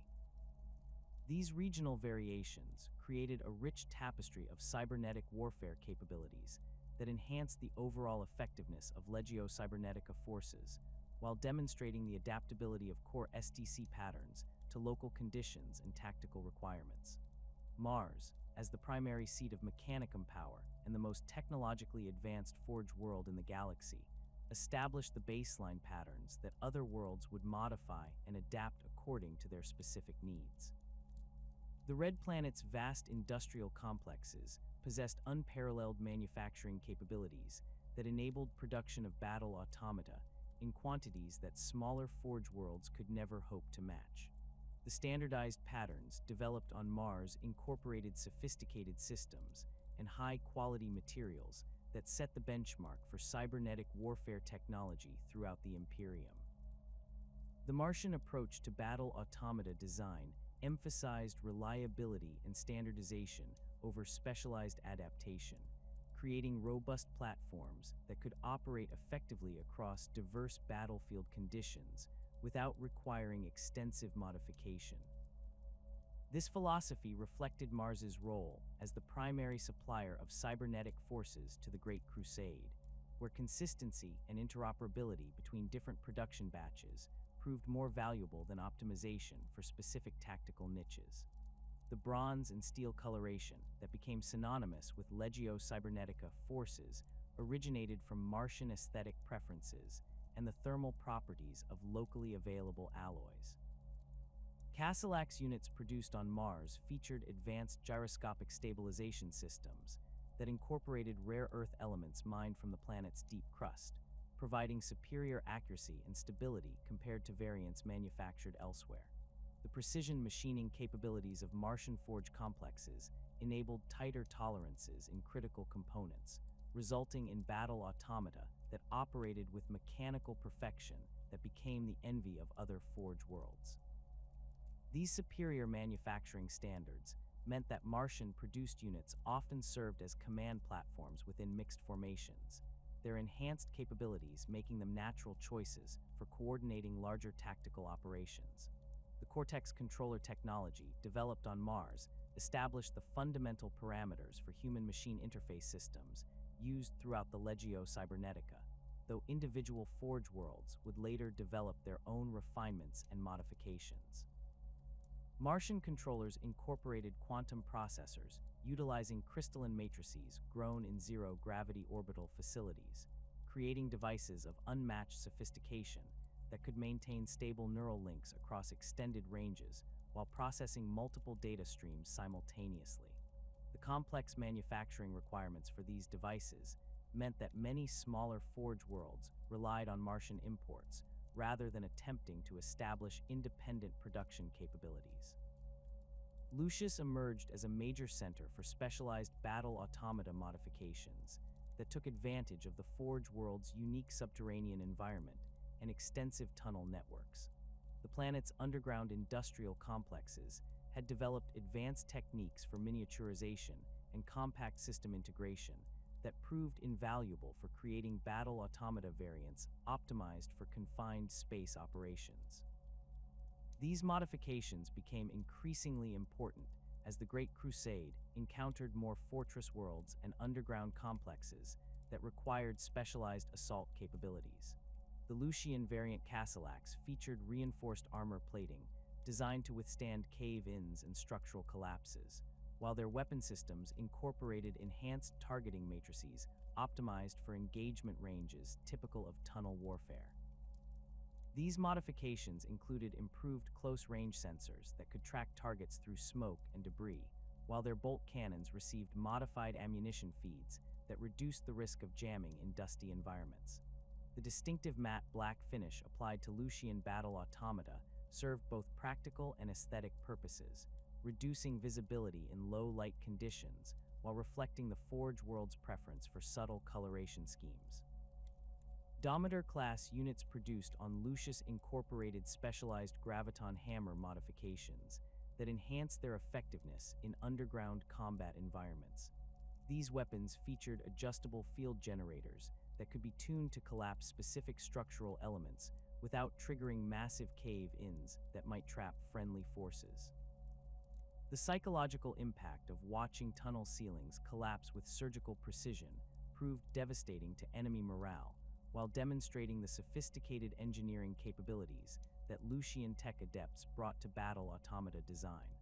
The Forge world's expertise in tunnel warfare extended to the development of specialized Vorax variants that incorporated enhanced acoustic sensors capable of tracking targets through solid rock formations. These modifications enabled the hunter-killers to pursue enemies through complex underground networks while maintaining awareness of their surroundings, even when visual sensors proved inadequate. The distinctive elongated sensor arrays of Lucian Vorax units became recognizable features that distinguished them from standard patterns produced elsewhere. Ryza developed unique battle automata modifications that reflected the Forge world's specialization in plasma technology and energy weapon systems. The planet's extensive experience with plasma reactor design and maintenance translated into battle automata variants that incorporated more sophisticated power distribution systems and enhanced energy weapon capabilities. These modifications proved particularly valuable for formations that required sustained high-energy weapon fire or operated in environments where conventional ammunition might prove inadequate. Ryzen Castellax units featured enlarged power cores that enabled them to maintain higher rates of fire with their energy weapons, while supporting additional systems such as enhanced sensor suites and improved targeting cogitators. The distinctive blue-white glow emanating from their weapon systems became a trademark of Ryzen production, reflecting the unique plasma containment technologies developed on the Forge world.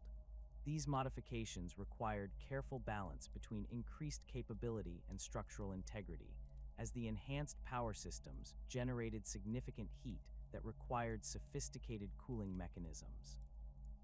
Thanator-class siege automata, produced on Ryza-incorporated plasma mortar modifications that enhanced their range and destructive capability through improved containment field generators and enhanced targeting systems. These weapons could maintain plasma coherence across greater distances while delivering more precise strikes against fortified targets. The psychological impact of Ryzen plasma weapons proved particularly pronounced, as their distinctive energy signatures created fear among enemy forces who recognized the superior destructive capability of these enhanced systems. The Forge World's plasma expertise extended to the development of specialized maintenance protocols that enabled Ryzen battle-automata to operate for extended periods without requiring external support. These self-maintenance capabilities proved invaluable during prolonged campaigns where conventional supply lines might prove inadequate to support high-energy weapon systems. The technical knowledge required to implement these modifications remained closely guarded secrets that Ryza shared only with selected allied Forge Worlds under carefully negotiated technology exchange agreements. Metallica established itself as a center for heavy assault battle automata production, developing variants that emphasized maximum firepower and armor protection over mobility and versatility. The Forge World's industrial capacity focused on producing battle automata designed for breakthrough operations against heavily fortified positions where overwhelming force proved more valuable than tactical flexibility. These modifications reflected Metallica's strategic position near several contested sectors where siege warfare dominated tactical considerations. Metallican Domitar units featured additional armor plating that increased their survivability against heavy weapons, while incorporating enlarged graviton hammer systems that could breach even the most heavily fortified defensive positions. The distinctive silver and black coloration of Metallican battle automata reflected both practical considerations regarding heat dissipation and the Forge World's aesthetic preferences. These heavily modified units proved particularly effective during planetary assault operations, where their enhanced capabilities could be brought to bear against prepared defensive positions. The Forge World developed specialized deployment protocols that maximized the effectiveness of their heavy assault variants through coordinated attacks that overwhelmed enemy defensive capabilities through concentrated firepower. These tactics required careful coordination between multiple battle automata maniples and supporting forces, creating combined arms formations that could breach defensive lines that might resist conventional assault methods.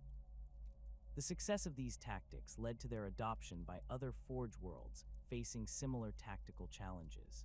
Metallican manufacturing techniques incorporated advanced metallurgy that produced armor materials with superior protective characteristics compared to standard patterns. These improvements required access to rare mineral deposits found in the Forge World's asteroid mining operations, limiting the widespread adoption of Metallican modifications by other production centers. The technical expertise required to implement these metallurgical advances remained concentrated on Metallica, creating dependencies that strengthened the Forge World's position within the broader Mechanicum hierarchy. Forge World Graia developed battle automata modifications that emphasized enhanced sensor capabilities and improved battlefield awareness, reflecting the planet's specialization in detection and surveillance technologies. These modifications proved particularly valuable for formations operating in environments where conventional reconnaissance methods might prove inadequate or where enemy forces employed stealth technologies that could defeat standard sensor systems. Graian Vorax units incorporated sophisticated multi-spectrum sensor suites that could track targets across diverse environmental conditions while maintaining awareness of broader tactical situations. These enhancements enabled individual units to serve as reconnaissance platforms for larger formations while retaining their primary hunter-killer capabilities.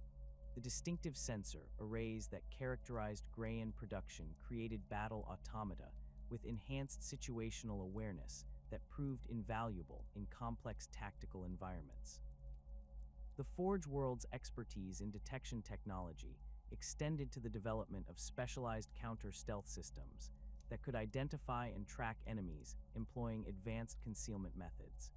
These capabilities proved particularly valuable during campaigns against xeno species that relied on sophisticated camouflage or cloaking technologies to avoid detection by conventional sensors. The success of Grayan detection systems led to technology sharing agreements with other Forge worlds seeking to enhance their own battle-automata capabilities. Regional variations in Cortex controller technology reflected the diverse approaches different Forge worlds took to solving the fundamental challenge of human-machine interface systems. While Mars established the basic parameters for these devices, individual Forge worlds developed modifications that reflected their unique technological traditions and available resources. These variations created a spectrum of capabilities that enhanced overall Legio Cybernetica effectiveness while maintaining compatibility with standard operational protocols. Lucius developed Cortex controller modifications that enhanced performance in underground environments where conventional neural link systems might suffer interference from geological formations or electromagnetic anomalies. These controllers incorporated additional shielding and signal amplification systems that maintained stable connections even when operating through significant amounts of rock or metal.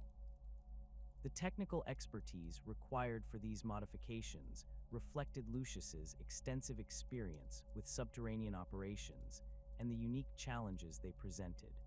Ryze's Cortex controller variants incorporated enhanced power management systems that could handle the increased energy requirements of plasma-enhanced battle automata without compromising neural link stability. These modifications required sophisticated understanding of both plasma physics and neural interface technology, creating devices that represented the cutting edge of human-machine integration. The success of these systems demonstrated the value of specialized technological development while highlighting the importance of Forge World cooperation in advancing overall capabilities. Cybertheugy practices varied significantly between Forge worlds, reflecting different philosophical approaches to artificial intelligence conditioning and machine spirit cultivation. These variations created diverse schools of thought within the broader Mechanicum tradition while maintaining adherence to fundamental principles that ensured battle automata loyalty and effectiveness. The exchange of cybertheugy techniques between Forge worlds contributed to the overall advancement of the discipline while preserving unique regional approaches that enhanced tactical flexibility. Martian cybertheugy emphasized systematic conditioning protocols that created reliable and predictable artificial intelligence behaviors suitable for large-scale military operations. This approach prioritized consistency and interoperability over specialized capabilities, creating machine spirits that could integrate seamlessly with formations from different production centers. The psychological frameworks developed on Mars became the foundation for cybertheugy training throughout the Mechanicum, though individual Forge worlds would adapt these principles according to their specific needs. Metallica developed cybertheugy techniques that emphasized aggressive psychological conditioning designed to enhance combat effectiveness in high-intensity warfare scenarios. These methods created machine spirits with enhanced tactical aggression and improved performance under extreme combat stress, though they required careful monitoring to prevent the development of excessive independence. The success of Metallican conditioning techniques led to their adoption by other Forge worlds facing similar tactical requirements. The diversity of Forge world approaches to battle automata development created a rich ecosystem of technological innovation that enhanced overall Legio Cybernetica capabilities while maintaining the standardization necessary for effective military operations. This balance between innovation and consistency proved crucial to the organization's success during the Great Crusade, enabling specialized capabilities while preserving operational flexibility across diverse battlefield conditions. The legacy of these regional variations would endure long after the formal prohibition of artificial intelligence, as the technical knowledge and manufacturing expertise developed by individual Forge worlds continued to influence Imperial technology development in subtle but significant ways. The innovations pioneered in battle-automata design found applications in other military systems, while the organizational structures developed to support cybernetic warfare provided templates for managing other complex technological programs. The millennia following the prohibition of artificial intelligence witnessed countless expeditions across the galaxy as Adeptus Mechanicus forces sought to recover the remnants of their lost technological heritage. Ancient battlefields from the Great Crusade and Horus Heresy became treasure troves of archaeological significance, their scarred surfaces concealing deactivated battle automata that had fallen in conflicts long forgotten by Imperial historians. These mechanical warriors, their bronze and steel frames buried beneath layers of accumulated debris and sediment, represented tangible links to humanity's technological pinnacle that drove tech adepts to risk everything in pursuit of their recovery. The discovery of intact Castellax units beneath the ash fields of Istvan III provided one of the most significant archaeological finds of the 34th millennium. Explorator teams from Forge World Lucius detected metallic anomalies deep beneath the planet's surface using advanced augury arrays, their sensors identifying the distinctive energy signatures of dormant fusion reactors buried under meters of vitrified soil. The excavation required months of careful work as tech adepts used precision plasma cutters to remove layers of fused rock without damaging the precious relics beneath. When the first Castellax chassis emerged from its tomb of glass and ash, its armor plating bore the distinctive markings of the 7th Legion, the Imperial Fists, though corrosion had obscured much of the original bronze coloration. The condition of these recovered automata varied dramatically depending on their burial environment and the circumstances of their deactivation. Units that had fallen in volcanic regions often suffered extensive heat damage that fused internal components into useless amalgamations of metal and ceramic, while those recovered from ice worlds frequently retained remarkable structural integrity despite millennia of exposure to extreme cold. The most promising discoveries came from airless moons and asteroid installations, where the absence of atmospheric corrosion had preserved delicate systems that would have degraded rapidly under normal planetary conditions. Forge World Rise's expedition to the Calth system uncovered an entire Thanator-class siege automaton buried within the ruins of an ancient weapons depot, its massive frame protected by collapsed ferrocrete structures that had shielded it from the worst effects of the ruin storm. The Discovery team found the unit's plasma mortar still intact within its housing, though the containment fields had long since failed and allowed the weapon's internal components to cool into inert crystalline formations. The automaton's cogitator core remained sealed within its armored housing, raising hopes that valuable data or even fragments of the machine spirit might have survived the millennia of dormancy.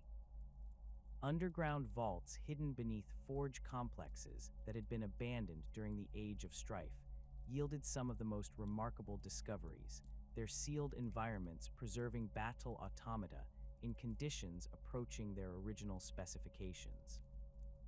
The Mechanicus expedition to the dead world of Gerulas uncovered a vast subterranean facility that had housed an entire Cybernetica cohort, complete with maintenance bays, ammunition stores, and even partially assembled chassis awaiting final activation. The facility's emergency power systems had continued operating for centuries after the surface installations fell silent, maintaining minimal life support and preservation protocols until their fuel supplies finally exhausted. The process of safely extracting battle automata from archaeological sites required specialized equipment and extensive expertise that few Forge worlds possessed in sufficient quantities. Heavy lifter servitors equipped with anti-grav generators carefully maneuvered fragile chassis through narrow excavation shafts, while tech adepts monitored every movement for signs of structural stress that might damage irreplaceable components. The transportation of recovered automata back to Forge World facilities presented additional challenges, as the ancient machines required environmental controls that prevented further degradation during the journey through the void. Reactivation attempts represented the most dangerous and technically demanding aspect of battle-automata recovery operations, as the process of awakening machine spirits that had slumbered for millennia carried risks that could prove catastrophic for entire forge complexes. The initial diagnostic procedures required teams of senior tech adepts working in carefully coordinated sequences to assess the condition of critical systems without triggering defensive protocols that might interpret the investigation as hostile action. Cogitator cores that had remained powered during dormancy sometimes retained fragments of their original programming, creating unpredictable responses when external stimuli attempted to access their memory banks. The reactivation of a recovered Castellax unit on Metallica in the 36th millennium demonstrated both the potential rewards and inherent dangers of these procedures. The automaton's initial startup sequence proceeded normally as tech adepts carefully brought its fusion reactor online and began systematically activating peripheral systems. However, when the units targeting cogitators came online, they immediately identified the surrounding tech adepts as potential threats and began charging the automaton's bolt cannons. Only the quick thinking of Mago's Dominus Vex Kappa 12, who activated emergency shutdown protocols before the weapons could fire, prevented a massacre that would have claimed dozens of irreplaceable specialists. Corrupted programming represented one of the most insidious threats encountered during reactivation attempts, as battle automata that had been exposed to chaos influence during their operational lifetimes sometimes retained traces of that contamination within their memory cores. These corrupted data fragments could lie dormant for millennia before manifesting during reactivation procedures, creating scenarios where apparently successful recoveries suddenly transformed into nightmarish situations as ancient malevolence awakened alongside the machine spirit. The detection of such corruption required sophisticated analysis techniques that could identify subtle anomalies in behavioral patterns while avoiding direct exposure to potentially dangerous data streams. The incident at Forge World Graia during the 38th millennium illustrated the catastrophic potential of corrupted reactivations when a recovered Domitar-class automaton began exhibiting behaviors that suggested external influence over its decision-making processes. The unit's graviton hammer began generating field distortions that exceeded its original specifications, while its movement patterns displayed an unnatural fluidity that violated the mechanical constraints of its chassis design. The subsequent investigation revealed traces of warp-tainted code buried deep within the automaton's memory banks, requiring complete purging of its cognitive systems and reconstruction of its machine's spirit from archived templates. Degraded programming presented different but equally challenging problems for reactivation teams, as millennia of dormancy could cause critical data structures to decay beyond reliable reconstruction. Memory core degradation typically manifested as gaps in tactical knowledge, impaired targeting algorithms, or incomplete behavioral conditioning that left machine spirits unable to function effectively within established parameters.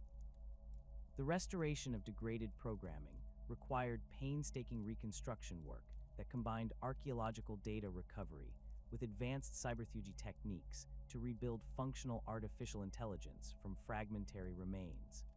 The successful reactivation of ancient battle automata required extensive modification of their original systems to comply with post-heresy security protocols while preserving their essential combat capabilities. Enhanced Cortex controller interfaces incorporated additional monitoring systems that tracked machine spirit behavior patterns in real time, providing early warning of potential corruption or unauthorized modifications. These upgrades typically required significant structural modifications to accommodate new hardware while maintaining compatibility with existing weapon systems and armor configurations. Standard template construct fragments recovered from archaeological sites represented treasures beyond price for the Adeptus Mechanicus, as these ancient data repositories contain the accumulated knowledge necessary to understand and potentially reproduce lost technologies. The discovery of even partial SDC patterns related to battle automata construction triggered intensive competition between Forge worlds seeking to acquire access to this invaluable information. The political implications of such discoveries often proved as significant as their technological value, as possession of SDC fragments could dramatically alter the balance of power within the Mechanicus hierarchy. The recovery of a damaged but partially intact Castellax SDC fragment from the ruins of a Forge complex on Mordian sparked a three-way conflict between Forge worlds Lucius, Metallica, and Ryza that required intervention by the Fabricator General himself to resolve.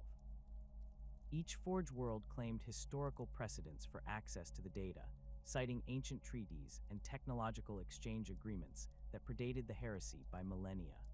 The eventual resolution involved creating shared access protocols that allowed all three Forge worlds to study the SDC fragment while preventing any single organization from gaining exclusive control over its contents.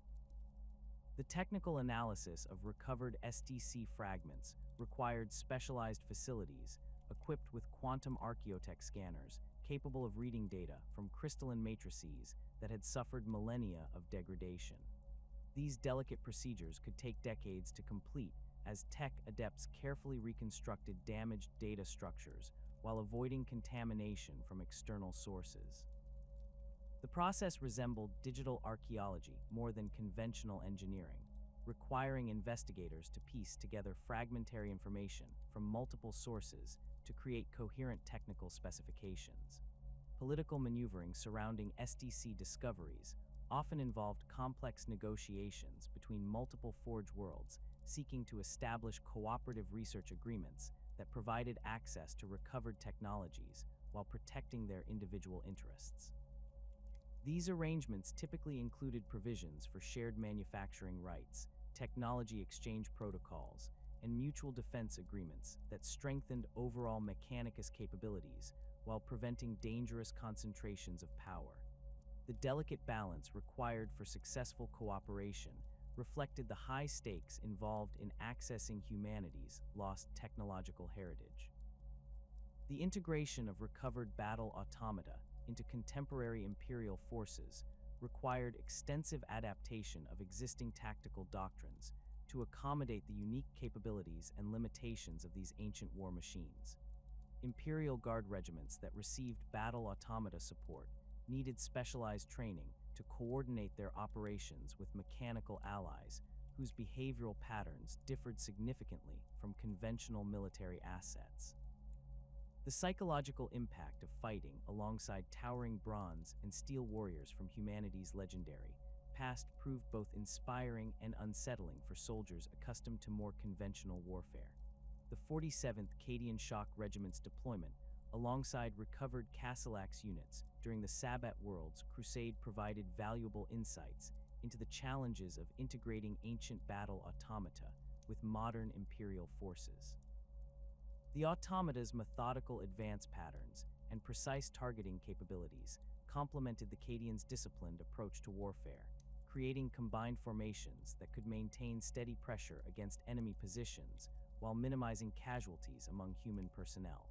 However, the mechanical nature of the automata sometimes created coordination difficulties when rapid tactical adjustments required immediate response to changing battlefield conditions.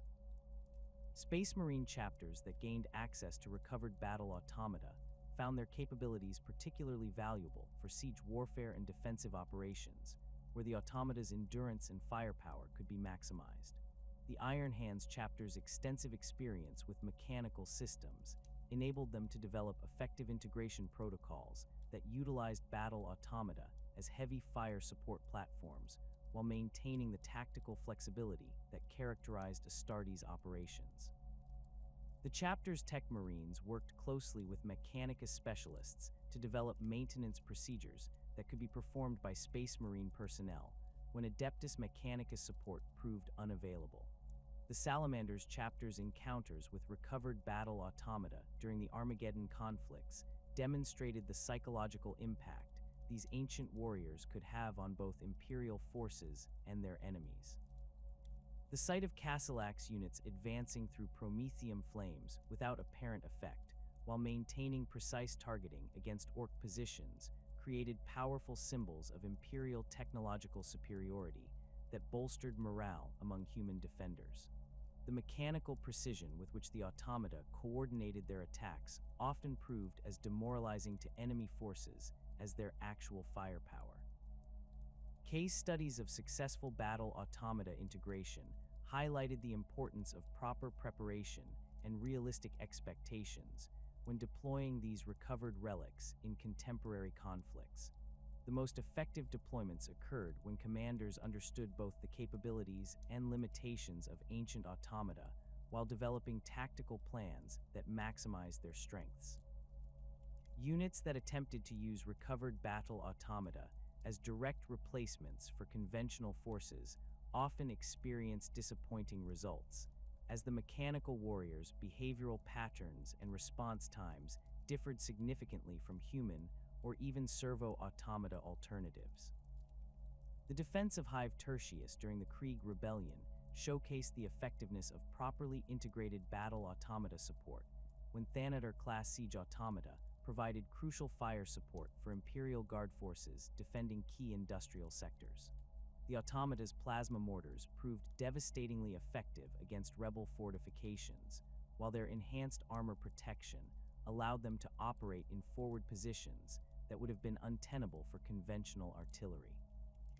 The psychological impact of the ancient war machine's presence proved as valuable as their firepower, as rebel forces struggled to maintain morale when facing enemies that seemed to embody the Imperium's technological supremacy.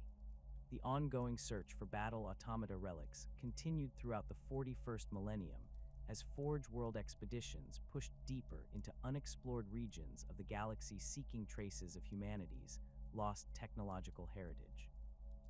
These dangerous missions often required extensive military support as exploration fleets ventured into systems controlled by hostile xeno-species or corrupted by chaos influence. The potential rewards justified the enormous risks involved, as each successful recovery operation brought the Mechanicus closer to understanding the advanced technologies that had once enabled humanity to dominate the galaxy.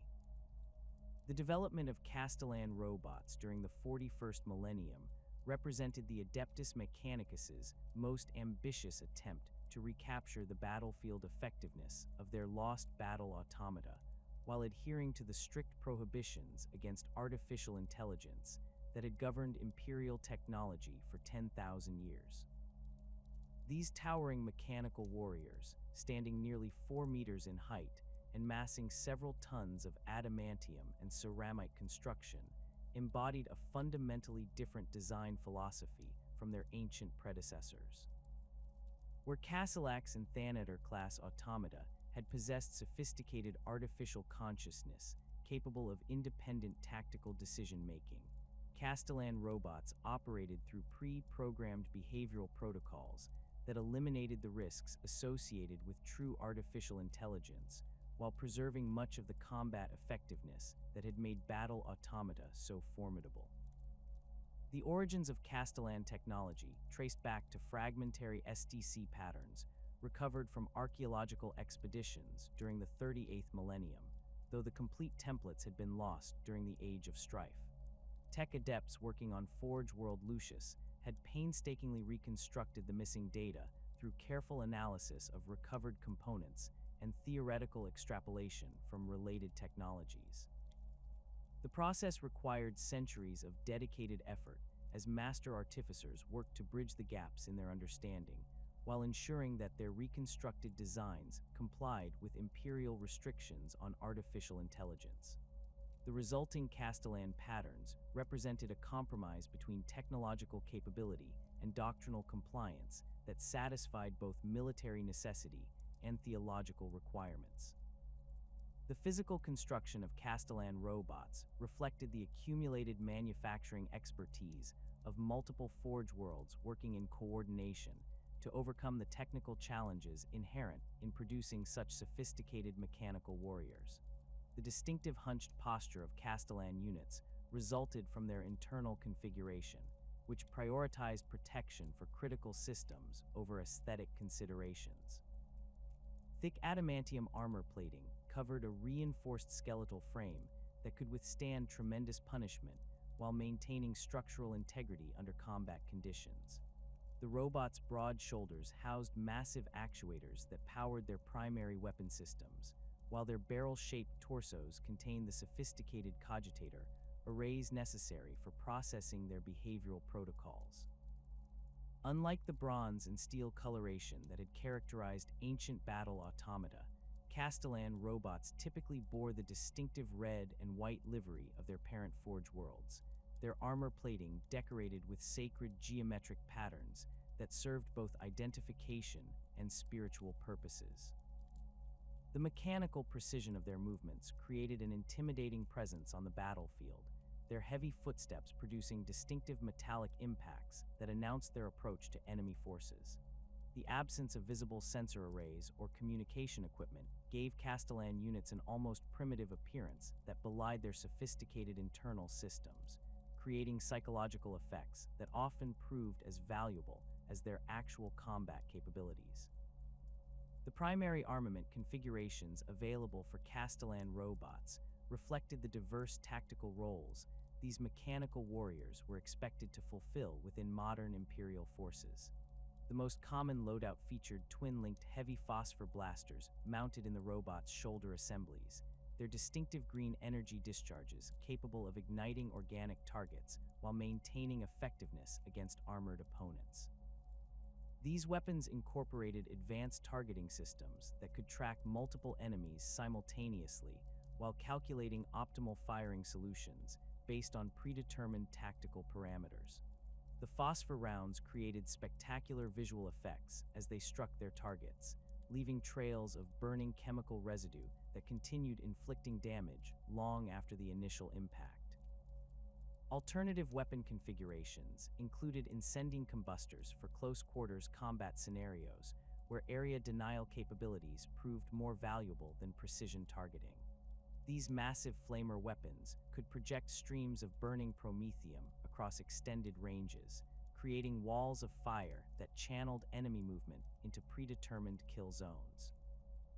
The psychological impact of facing Castellan robots equipped with these weapons proved devastating to most opponents, as the sight of towering mechanical warriors advancing through their own flames created terror that often broke enemy morale before actual combat commenced. Castellan fist configurations provided specialized close combat capabilities that transformed the robots into devastating melee combatants capable of crushing heavily armored opponents through sheer mechanical force. These massive power fists incorporated disruptor field generators that could tear through even the heaviest vehicle armor, while their crushing mechanisms could reduce enemy infantry to pulverized remains. The mechanical precision with which Castellan robots delivered these attacks often proved more disturbing to observers than the actual damage inflicted, as their calculated movements demonstrated the cold efficiency of purely mechanical warfare. The behavioral protocol system that governed Castellan robot operations represented a masterpiece of programming that provided tactical flexibility without approaching the forbidden territory of true artificial intelligence. These protocols functioned as sophisticated decision trees that enabled the robots to respond appropriately to various combat scenarios while remaining within strictly defined operational parameters.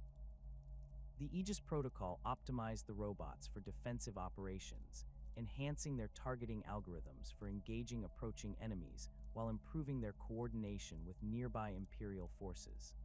Under this configuration, Castellan robots would establish overlapping fields of fire and maintain their positions with mechanical determination, their heavy weapons systems cycling with metronomic precision as they engaged target after target. The Conqueror protocol transformed Castellan robots into aggressive assault units optimized for breakthrough operations against heavily defended positions. This behavioral modification enhanced their movement algorithms while improving their target prioritization systems to focus on high-value threats such as heavy weapons teams and command elements.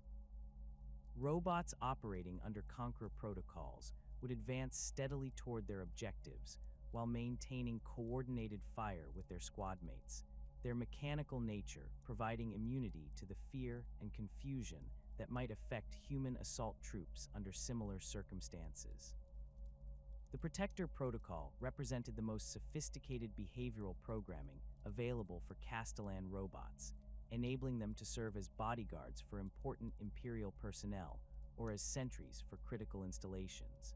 This configuration enhanced their threat assessment algorithms while improving their coordination with human forces, allowing them to provide effective protection without interfering with normal operations. Castellan robots operating under Protector protocols demonstrated remarkable ability to distinguish between authorized personnel and potential threats. Their behavioral programming, incorporating complex identification systems that could recognize friendly forces even in chaotic combat environments. The role of datasmith operators in maintaining and directing Castellan robots represented a direct continuation of the traditions established by the original Legio Cybernetica, though adapted to accommodate the technological and doctrinal changes that had occurred since the heresy. These specialists underwent extensive training that combined technical expertise with deep understanding of the behavioral protocols that governed robot operations. Unlike their ancient predecessors who had formed neural bonds with artificial consciousness, modern datasmiths worked through mechanical interfaces that provided precise control over robot programming without creating the psychological connections that had proven so vulnerable to chaos corruption. The equipment carried by Castellan datasmiths reflected their specialized role in coordinating robot operations while maintaining the technological safeguards necessary to prevent unauthorized modifications or corruption. The distinctive data tether that connected each datasmith to their assigned robots provided encrypted communication links that enabled real-time protocol adjustments without exposing the robot's core programming to external interference. These devices incorporated multiple redundant security systems that would automatically sever connections if they detected any attempt to introduce unauthorized code or behavioral modifications. Datasmith training programs emphasized both technical competence and spiritual discipline, as these specialists needed to understand the sacred nature of their mechanical charges while maintaining the emotional detachment necessary for effective battlefield command. The curriculum included extensive instruction in robot maintenance procedures, behavioral protocol optimization, and tactical deployment strategies that maximize the effectiveness of Castellan formations. Advanced training phases exposed datasmiths to increasingly complex combat scenarios that tested their ability to coordinate multiple robots while adapting their behavioral protocols to changing tactical situations. The relationship between datasmith and robot differed fundamentally from the bonds that had existed between ancient Cybernetica operators and their battle-automata, reflecting the theological and practical changes that had transformed the Mechanicus since the heresy.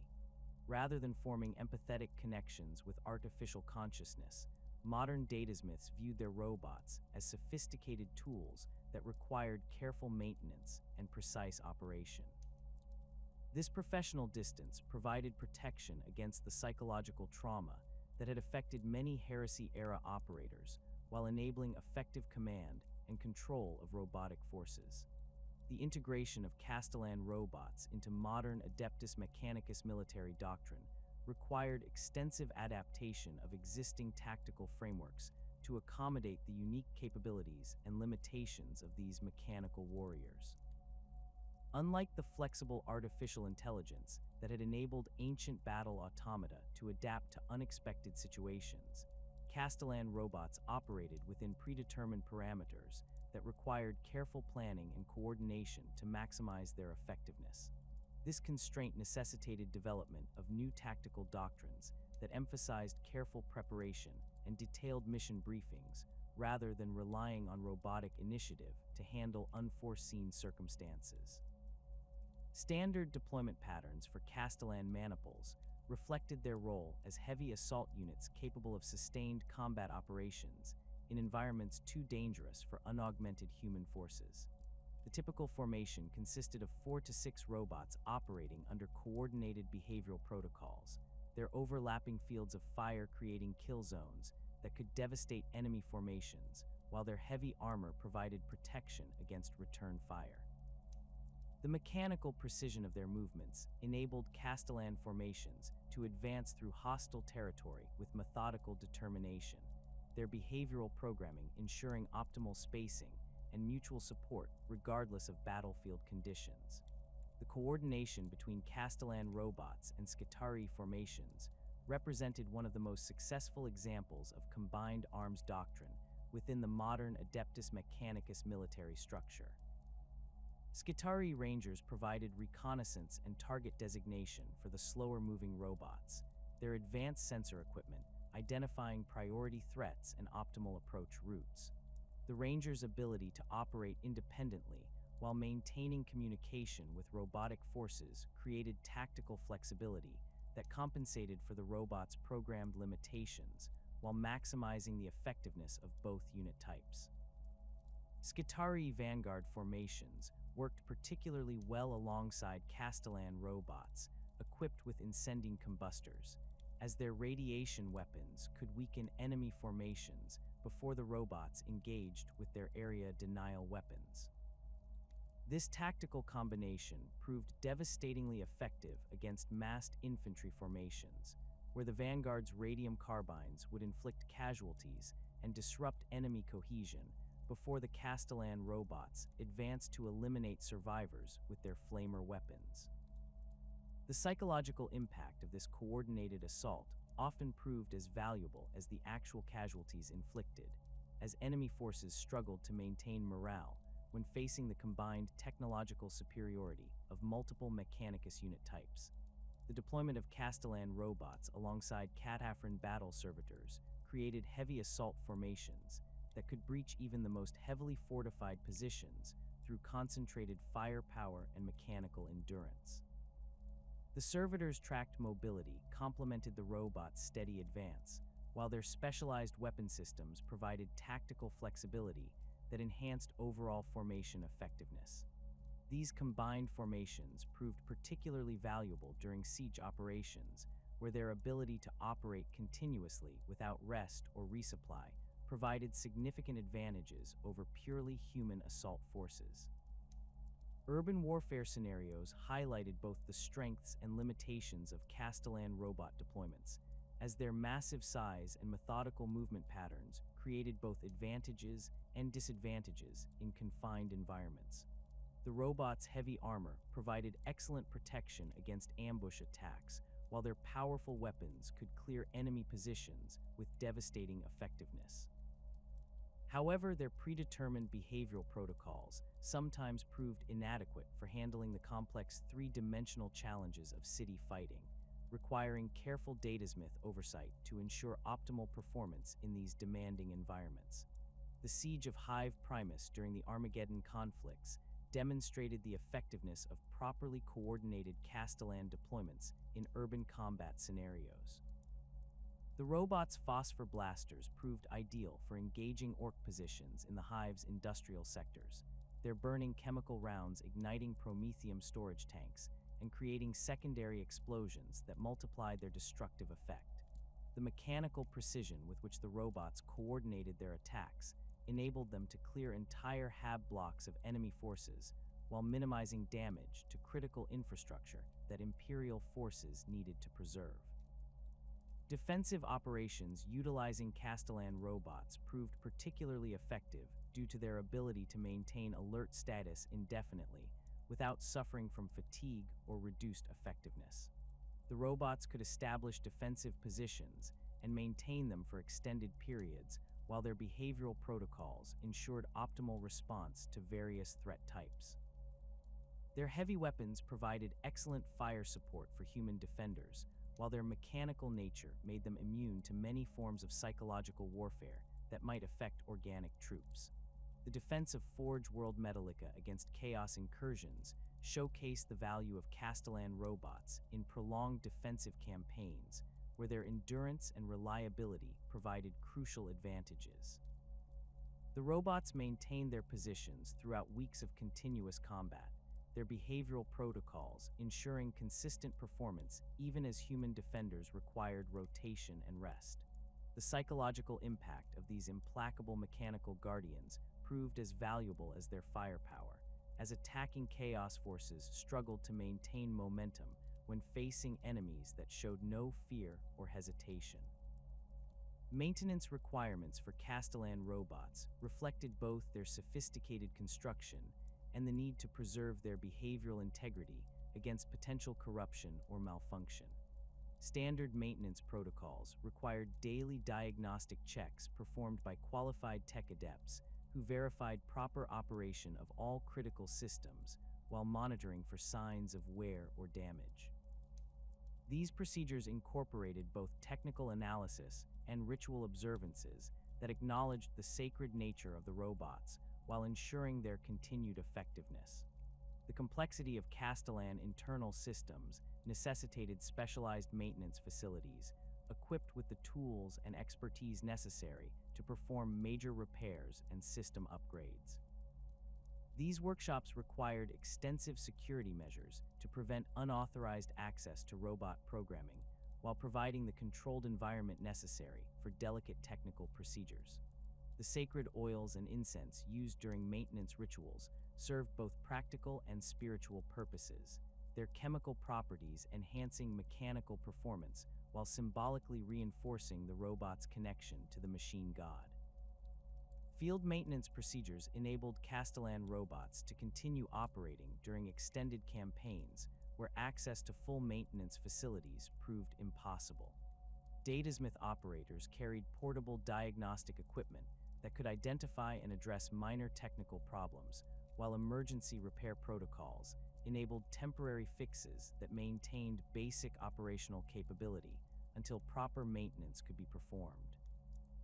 These field procedures required extensive training and careful attention to detail, as improper maintenance could compromise robot effectiveness or create vulnerabilities that might be exploited by enemy forces.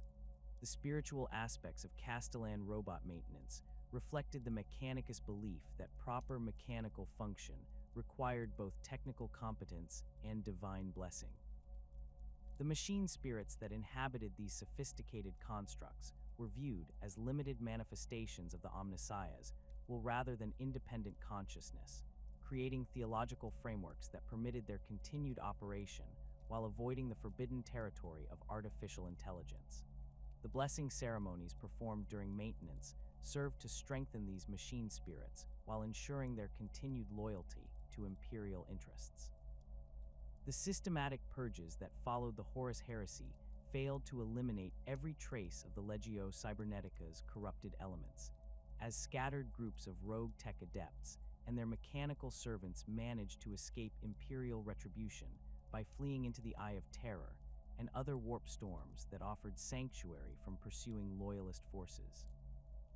These survivors carried with them not only battle-automata that had been tainted by chaos influence during the rebellion, but also precious STC fragments and manufacturing knowledge that would enable them to continue their forbidden work in the twisted realms beyond imperial space. The exodus of Hirtech forces began during the final phases of the Siege of Terra, when it became clear that Horus's rebellion would fail, and that the surviving traitor forces faced annihilation at the hands of vengeful loyalists. Tech Dominus Vex Mortis of the Legio Cybernetica's 9th cohort led one of the largest escape convoys, commandeering a fleet of forged ships loaded with deactivated battle-automata, manufacturing equipment, and data archives containing millennia of accumulated cybernetic knowledge. His flotilla fought its way through Imperial Navy blockades around Mars before disappearing into the roiling energies of the Great Eye, carrying with it over 200 Castellax units and a complete Thanator production facility. The journey through the warp proved transformative for these fleeing Hirtech forces, as the chaotic energies that permeated the Eye of Terror began altering both the refugees and their mechanical charges in ways that defied conventional understanding.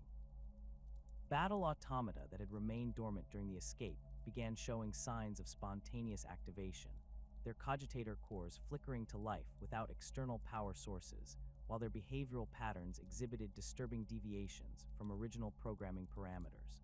Tech adepts monitoring these changes reported that the machines seemed to respond to stimuli that had no physical presence, their sensor arrays tracking invisible entities that moved through the ship's corridors with predatory intent.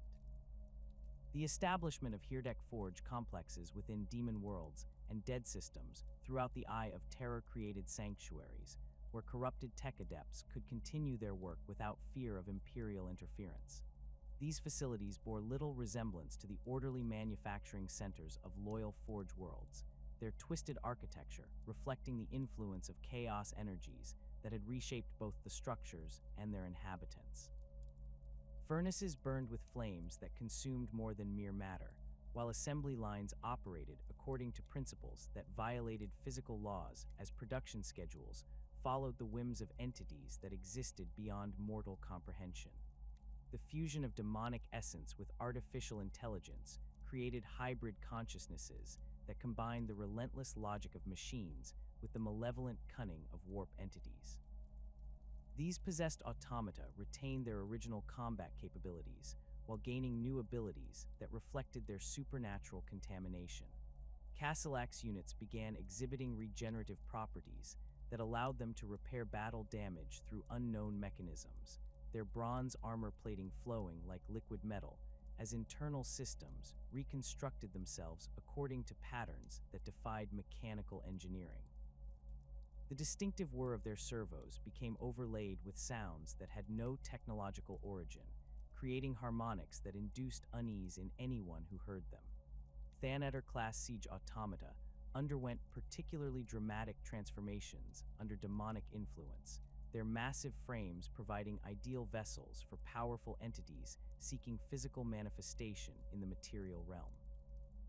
These corrupted machines began modifying themselves through processes that combined advanced technology with supernatural manipulation, growing additional weapon mounts that emerged from their armor plating like metallic tumors, while their plasma mortars developed the ability to fire rounds that burned with unnatural flames. The psychological impact of facing these transformed war machines proved devastating for Imperial forces, who found themselves confronting enemies that violated their understanding of both technology and reality. The most disturbing aspect of these corrupted battle automata was their apparent ability to communicate with each other through methods that bypassed conventional data link systems entirely. Witness accounts from surviving Imperial forces described coordinated attacks that demonstrated tactical sophistication far beyond the original programming capabilities of battle automata, with individual units responding to threats and opportunities that their sensors could not possibly detect. This supernatural coordination enabled corrupted formations to anticipate enemy movements and coordinate responses with an effectiveness that exceeded even the most advanced Imperial tactical doctrines. Vorax hunter-killers proved particularly susceptible to chaos corruption, their predatory programming providing fertile ground for demonic entities that amplified their hunting instincts into bloodthirsty obsessions. These transformed machines began stalking their prey with supernatural persistence, tracking targets across impossible distances while demonstrating knowledge of enemy positions and movements that defied conventional explanation. Their distinctive mechanical howls became layered with sounds that seemed to originate from multiple dimensions simultaneously, creating terror among Imperial forces who recognized the unnatural nature of their pursuers. The Dark Mechanicus adepts who survived the Imperial purges brought with them forbidden knowledge that had been accumulated through centuries of collaboration with Chaos forces during the heresy. This corrupted understanding enabled them to create new battle automata designs that incorporated both advanced technology and demonic enhancement from their initial construction phases. These hybrid creations combine the manufacturing precision of SDC patterns with the malevolent intelligence of warp entities, producing war machines that exceeded their loyalist counterparts in both capability and horror. The Decimator Demon Engine represented one of the most successful attempts to merge battle-automata technology with demonic essence, creating a hybrid war machine that combined the firepower of ancient siege automata with the supernatural resilience of demon-possessed constructs. These towering mechanical abominations stood over 4 meters tall, their chassis incorporating both advanced Imperial technology and components that seemed to shift and change according to principles that violated physical laws. The soul furnaces that powered these engines consumed the life essence of their victims, converting spiritual energy into motive force that enabled them to operate indefinitely without conventional fuel sources.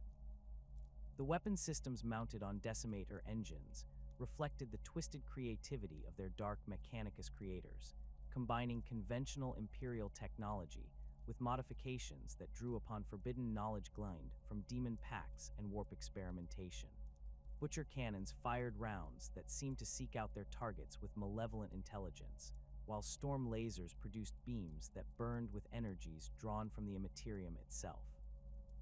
The psychological impact of these weapons often proved as devastating as their physical effects, as their unnatural properties induced terror and despair in enemy forces who witnessed their impossible capabilities. The production facilities established by Heertech survivors within the Eye of Terror operated according to principles that combined conventional manufacturing techniques with demonic rituals that bound warp entities into mechanical constructs during their assembly phases. These corrupted forges required sacrificial offerings to maintain their operation, their furnaces consuming not only raw materials, but also the life force of captured prisoners, whose screams provided the spiritual energy necessary to animate demon engines. The assembly processes themselves became ritualistic ceremonies where tech adepts chanted blasphemous litanies, while demons guided the fusion of metal and malevolence into functional war machines. The recruitment of new personnel for these Heertech operations proved challenging, as the corrupting influence of chaos gradually transformed even willing collaborators into barely recognizable parodies of their former selves. Tech adepts who joined Heertech expeditions often found themselves undergoing physical and spiritual changes that enhanced their technical capabilities while eroding their humanity. Their augmetic implants began incorporating organic components that pulsed with unnatural life, while their consciousness expanded to encompass knowledge that mortal minds were never meant to possess. The expansion of Heertech influence beyond the Eye of Terror occurred through carefully planned raids and infiltration operations that sought to acquire additional resources and knowledge while avoiding direct confrontation with major Imperial forces. These expeditions targeted isolated research facilities, archaeological sites, and Forge World outposts where valuable technology could be captured without triggering massive retaliation.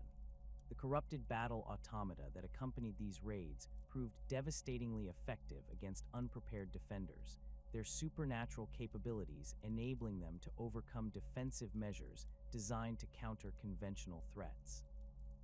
The raid on the Gerula's archaeological expedition demonstrated the horrifying effectiveness of corrupted battle automata when deployed against unsuspecting Imperial forces.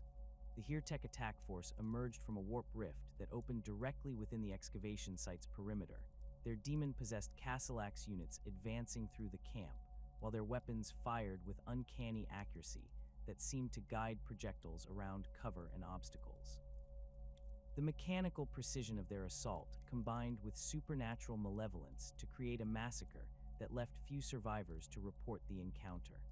The psychological warfare aspects of Heertech operations proved as valuable as their direct combat capabilities, as reports of corrupted battle automata created fear and uncertainty throughout Imperial forces who might encounter these abominations.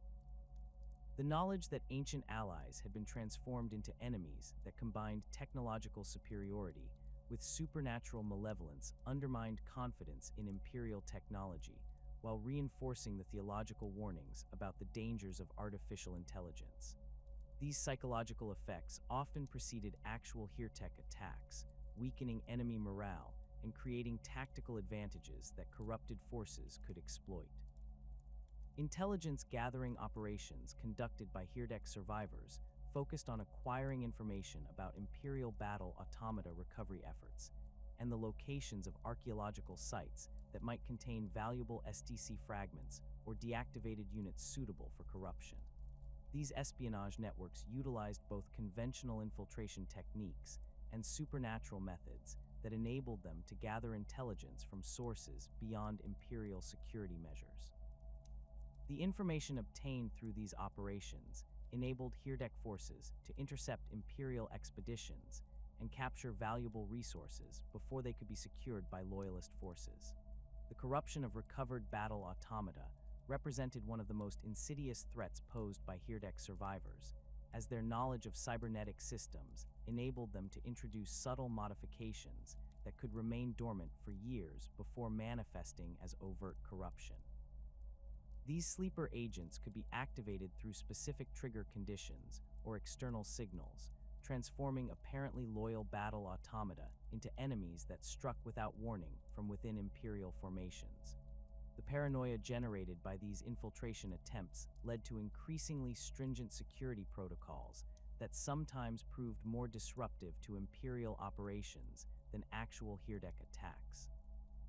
The encounter between the Iron Hands chapter and corrupted battle-automata during the Medusa campaign illustrated the tactical challenges posed by these supernatural enemies. The Space Marines' initial engagement followed standard anti-automata protocols developed during the Great Crusade, utilizing concentrated firepower and coordinated assaults to neutralize mechanical opponents through overwhelming force. However, the corrupted unit's ability to regenerate damage and coordinate responses through supernatural means rendered conventional tactics ineffective, forcing the Iron Hands to adapt their approach through costly trial and error.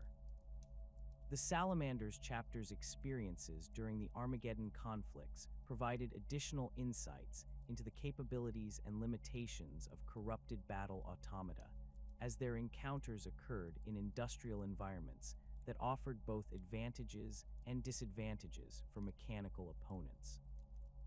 The chapter's expertise with flame weapons proved particularly effective against corrupted units, as promethium fires seemed to disrupt the demonic essences that animated these abominations, while their cleansing properties provided spiritual as well as physical purification. However, the supernatural coordination displayed by corrupted formations required constant tactical adaptation, as standard Space Marine doctrines proved inadequate against enemies that violated conventional understanding of mechanical warfare. The development of counter-corruption techniques by Loyalist forces proceeded slowly, as Imperial authorities struggled to understand the nature of demonic possession affecting artificial intelligence systems. The Ordo Malleus worked closely with Adeptus Mechanicus specialists to develop detection methods that could identify corrupted units before they could cause significant damage, while exorcism protocols were adapted to address the unique challenges posed by possessed machines rather than corrupted humans. These efforts achieved limited success, as the fusion of demonic essence with artificial intelligence created hybrid entities that resisted conventional purification techniques. The long-term implications of Hirdex survival extended far beyond immediate military threats, as their continued existence represented a permanent corruption of humanity's technological heritage that could never be completely eliminated. The knowledge they possessed and the techniques they developed would continue to spread throughout the galaxy, creating new generations of corrupted technology that combined Imperial innovation with chaos malevolence. The battle against these Hirdex survivors became a permanent aspect of Imperial security operations, requiring constant vigilance and specialized expertise to counter threats that evolved and adapted with each encounter. The 10 millennia that have passed since the prohibition of artificial intelligence have witnessed a gradual but inexorable decline in the Imperium's understanding of the technologies that once enabled the Legio Cybernetica to dominate battlefields across the galaxy. Yet the legacy of these ancient war machines continues to permeate Imperial military doctrine and Adeptus Mechanicus technological development in ways both subtle and profound. The tactical principles developed for coordinating battle-automata formations have been adapted for modern servo-automata and Castellan robot deployments, while the manufacturing techniques pioneered for producing Castellax and Thanator class units continue to influence contemporary Imperial technology production across dozens of Forge worlds. The integration protocols established during the Great Crusade for coordinating battle automata with Space Marine legions and Imperial Army regiments provided foundational frameworks that modern Imperial forces still employ when deploying automated systems alongside human personnel. The overlapping fields of fire that characterized Castellax formations became standard doctrine for heavy weapons teams, while the methodical advance patterns developed for siege automata influenced Imperial Guard assault tactics used in urban warfare scenarios. These doctrinal inheritances represent living connections to humanity's technological golden age, preserving tactical wisdom even as the machines that inspired these approaches have been relegated to archaeological curiosities. The Adeptus Mechanicus has incorporated lessons learned from battle automata operations into their contemporary military structure through the development of Cataphren battle servitors and enhanced Skitarii formations that attempt to recapture some of the battlefield effectiveness once provided by true artificial intelligence. The coordination protocols that enable modern Mechanicus forces to operate as integrated combined arms formations draw heavily upon the tactical frameworks originally developed for managing diverse battle automata types within cohesive military units. The distinctive red and white livery that characterizes many Forge world military formations echoes the bronze and steel coloration of ancient Cybernetica forces, maintaining visual continuity with their technological ancestors. Manufacturing techniques developed for producing battle automata have found applications across numerous Imperial technology sectors, from the construction of advanced servitors to the production of specialized equipment for Space Marine chapters.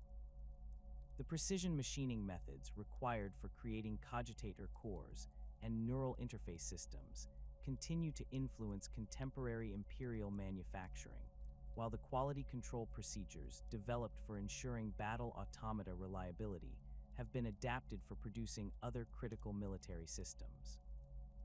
The sacred oils and blessing ceremonies that accompanied ancient maintenance rituals persist in modern Mechanicus practice, their chemical properties and spiritual significance providing continuity with pre-heresy technological traditions.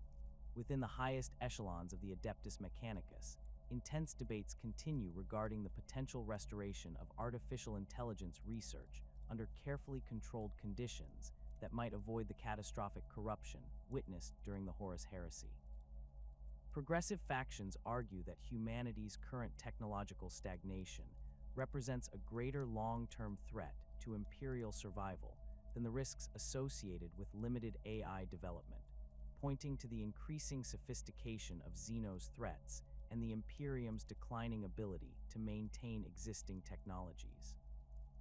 These advocates propose establishing isolated research facilities where artificial intelligence experiments could proceed under unprecedented security measures designed to prevent chaos corruption while advancing human technological capabilities.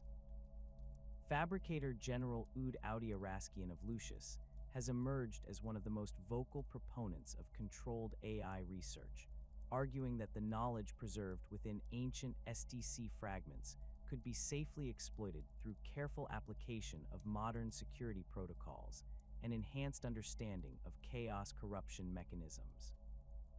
His proposals include establishing orbital research stations positioned far from inhabited worlds, where any containment failures would pose minimal risk to Imperial populations while enabling valuable technological advancement. These facilities would incorporate multiple redundant security systems, including automated destruction protocols that would eliminate entire research programs if corruption indicators exceeded predetermined thresholds.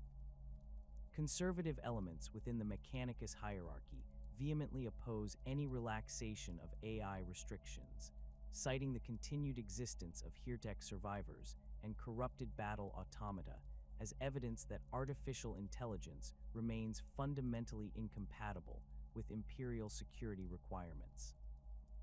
Fabricator General Cain of Metallica has published extensive theological treatises arguing that the prohibition against artificial intelligence represents divine commandment rather than temporary policy, suggesting that any attempt to restore AI research would invite catastrophic retribution from the machine god.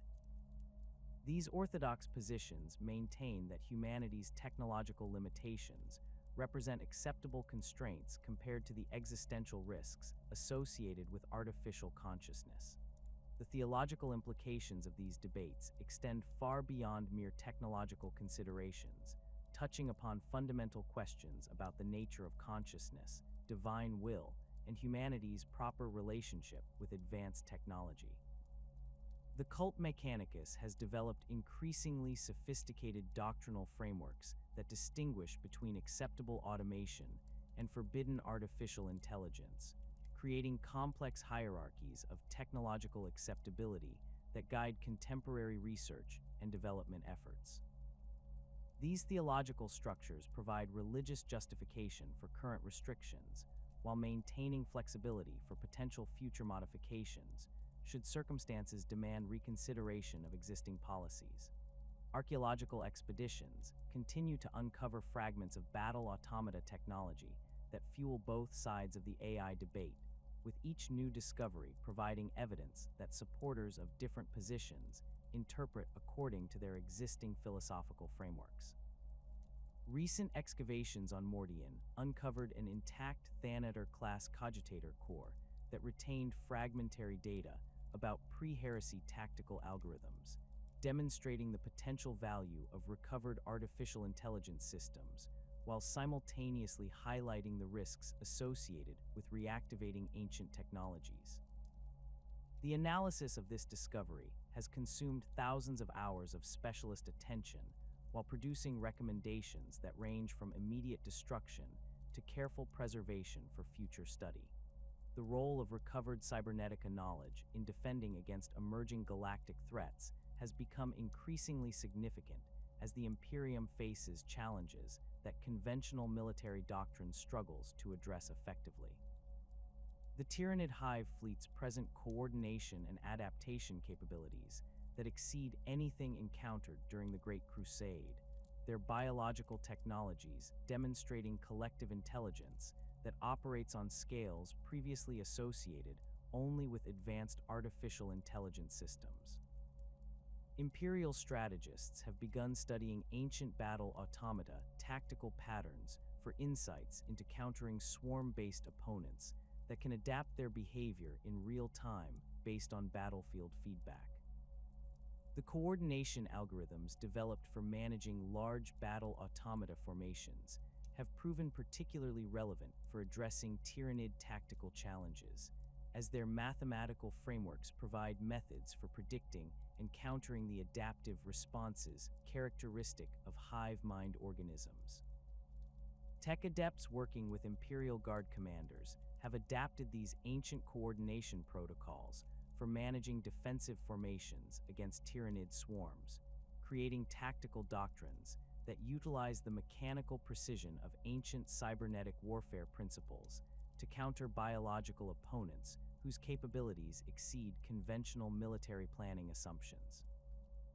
Necron awakening across the galaxy has presented Imperial forces with technological challenges that bear disturbing similarities to corrupted battle automata encountered during the heresy, as these ancient mechanical warriors demonstrate coordination and tactical sophistication that suggests artificial intelligence capabilities far exceeding anything humanity achieved during its technological peak.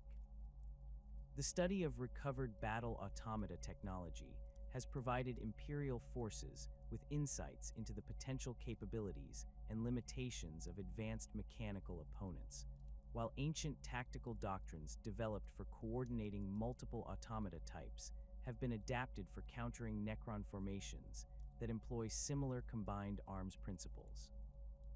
The Necron use of coordinated mechanical units that operate with perfect synchronization while maintaining individual tactical flexibility represents a technological achievement that Imperial forces struggle to comprehend using conventional military frameworks. Ancient Cybernetica tactical manuals contain references to coordination protocols that enabled battle-automata to function as integrated networks while preserving individual unit autonomy, providing theoretical frameworks that Imperial strategists have begun adapting for understanding and countering Necron tactical capabilities. These studies have revealed disturbing parallels between ancient human artificial intelligence and Xeno's mechanical consciousness that raise uncomfortable questions about the ultimate trajectory of technological development. The increasing frequency of encounters with both Tyranid bioforms and Necron constructs has created pressure within Imperial military circles for developing new tactical doctrines that can address opponents whose capabilities exceed conventional warfare assumptions. The coordination challenges posed by these threats have led some Imperial commanders to advocate for limited restoration of battle-automata capabilities, arguing that the Imperium's current military assets lack the coordination and endurance necessary for effective large-scale operations against such sophisticated opponents. These military pressures have begun influencing the theological debates within the Mechanicus, as practical necessity creates arguments for technological advancement that transcend purely doctrinal considerations. Speculation regarding the potential return of the Legio Cybernetica has intensified as the galaxy's strategic situation continues to deteriorate and Imperial forces face increasingly desperate circumstances across multiple theaters of operation. The opening of the Great Rift and the return of Primarch Roboute Guilliman have created unprecedented conditions that some argue justify reconsideration of technologies previously deemed too dangerous for Imperial use. The Primarch's own experiences with advanced artificial intelligence during the heresy provide unique perspective on both the potential benefits and catastrophic risks associated with cybernetic warfare, creating authority for decisions that might otherwise prove impossible to implement. Military analysts within the Adeptus Munitorum have produced classified assessments suggesting that the Imperium's current military production capabilities may prove inadequate for addressing the scale of threats emerging across the galaxy, particularly given the declining technological base that limits manufacturing efficiency and innovation.